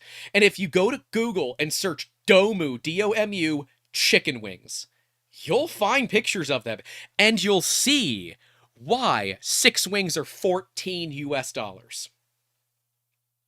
They are very expensive, but the sauce, the breading, the fry, it is perfect. It is absolutely perfect. Everything about those wings is perfect. And we were all just kind of, shooting the breeze, talking business, talking, whatever. Some of them had seen the channel, some of them hadn't. They brought a couple of their big programmers that are of other companies. Because the big thing that Structure does that no other 3D printing or 3D scanning company does, they have an open SDK, so anybody can create apps for it. That's like that's kind of a big deal. Yeah, that is a big deal. And so, like, one of the companies there, guy was from Australia. They specialize in custom orthotic footbeds for your shoes. And he showed me some. I'm like, damn, these are cool. He's like, yeah, and we use their scanner to do it. I'm like, dude, that's super, super friggin' cool. And then the other one specializes in like really, really high-end applications for like Fortune 500 companies. It's like Fox Racing was one of their big customers. They're public about. And so they have like a whole custom thing for Fox. I don't know what they do with Fox Racing. I just know they do something. But they're really big on UI and UX for the apps that they build. As soon as the chicken wings came out, everybody there was like, oh my God. I'm like, yeah, this is the appetizer. And then the ramen came out and the table went eerily quiet. Everybody was eating. They were enjoying their time. Those pictures were insane. Well, that was not from Domu. You didn't get pictures from Domu. Oh, wasn't it? No. Okay, you need to send me that. I didn't take any. I'm at a business dinner. Oh. I generally don't have my phone out when I'm at business dinners. There is a group photo, but they haven't sent it to me yet, so I don't have that just yet. But there is a big group photo of all of us. But look up Domu Domu Dr. Phillips or Domu Orlando. You'll find photos of their food. You don't need me. They have enough reviews. They're a restaurant that does not take reservations. They do not do takeout, because by the time you get it back home, the quality of the food will have changed. The wings will have gotten soggy. The ramen, even though they'll separate it for you if you have extras like to go, it won't be the same when you reheat it. It's a big deal. So yeah, phenomenal restaurant. It's a little pricey, but like $16-17 for a bowl of ramen and $14 for some chicken wings. It's not too bad for like a date night. Highly recommended if you're in the Orlando, like Disney, Kissimmee area. Because Disney's not in Orlando, it's in Kissimmee. It's not in Orlando. But yeah, last night I was feeling sushi. I had ramen earlier in the week. I was really feeling sushi, so I went to Sushi Yama. It's in Brandon, Florida, so it's just southeast of Tampa, more or less. That's an all-you-can-eat sushi restaurant. It's $34 a person, and I eat a lot of sushi. I had 4 rolls, about 30 individual pieces of sushi and sashimi, 4 orders of steak for myself because they also do hibachi. And then they have great. I swear, you hard have scoop to ice take cream. me out to a sushi place at some point. Yeah. I still have yet to be. And Yeah. anyone asking, Tesco meal deal sushi does not count. No. It doesn't count. And I would argue that I had it once. It was sad. So I want to try proper sushi. I would argue that Sushi Yama isn't proper sushi either. Like, if someone wanted to experience sushi, I wouldn't take them there. If they were someone who had never had sushi before, they're a little worried about it, but they do like hibachi, I would take them there because they can order from any of the menu and it's all the same price. But if someone wanted to try very good sushi, I'd go to Bangkok Sushi over in Lutz, in my area at least. Very, very good. You're going to spend probably, for 4 people, $150? $150 for 4 people going there? That's actually not bad, though. That's not bad. 1 or 2 rolls a person, and then share a big plate of fried rice. It's normally runs about $150 for 4 people.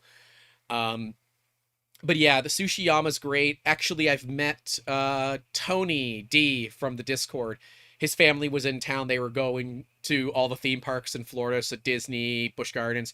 When they were in town for Busch Gardens, we met him down at Sushi Yama because his family has different dietary restrictions and different desires for food.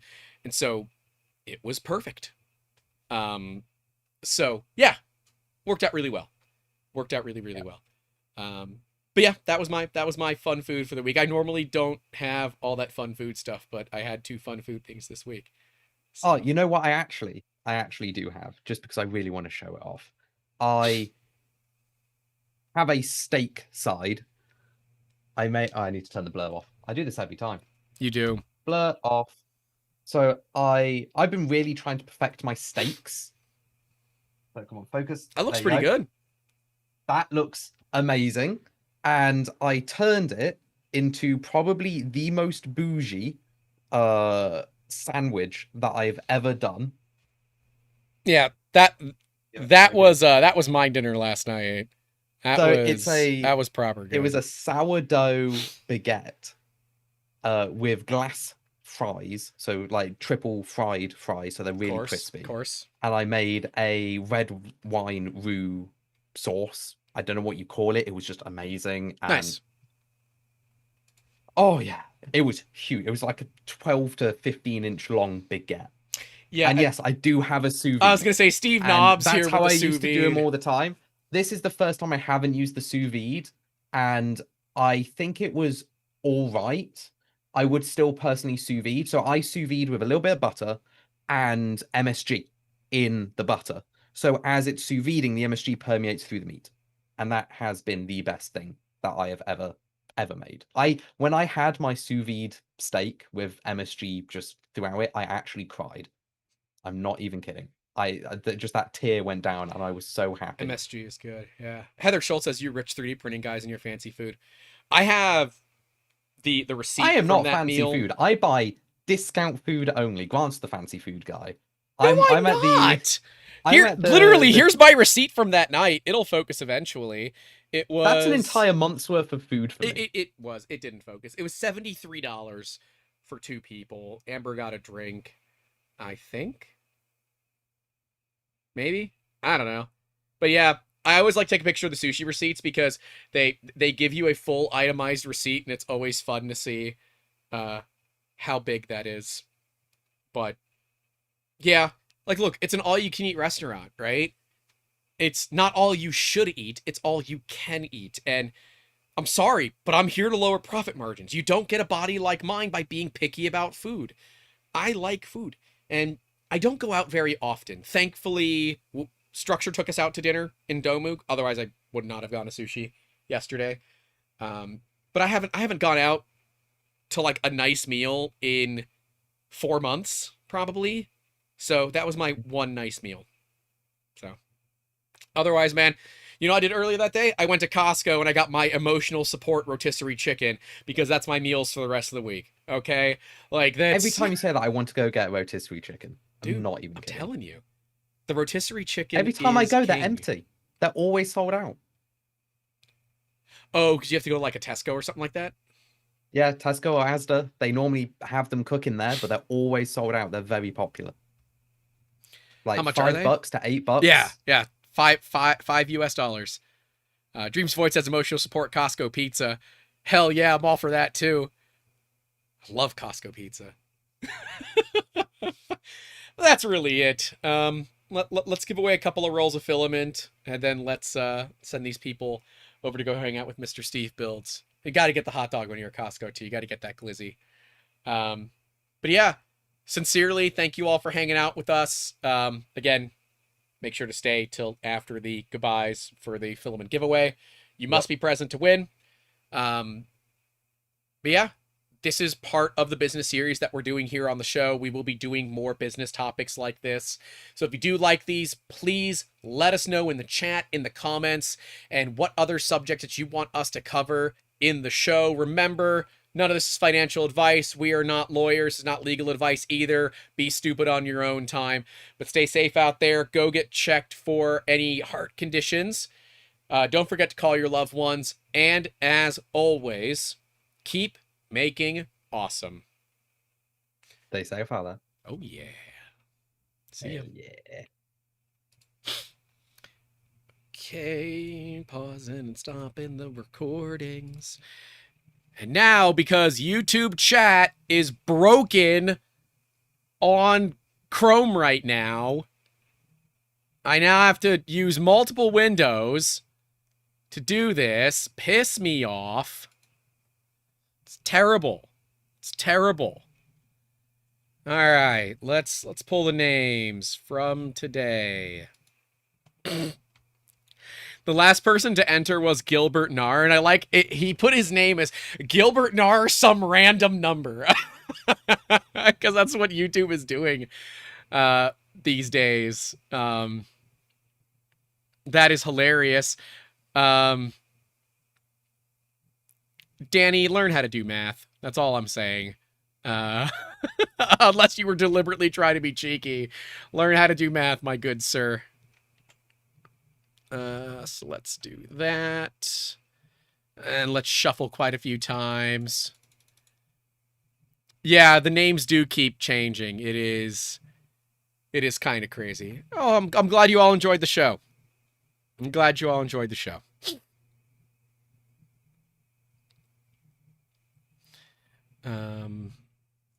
All right, let's see if this person got it right. See if this person got it right. They did. Jacob, what else is going on? You got that big convention next week, right? Yep. So I'm at DSEI. I think I'm at stall A500 or A400 in the naval section. We are on the foremost stand, and that's between September 9th to the 12th, I believe. It's not a walk-in show. It is a ticketed show. So if you don't have tickets, you're probably not going to get any at this stage. And I do think they're like 600 quid a ticket because it's a big show. We shouldn't have been there.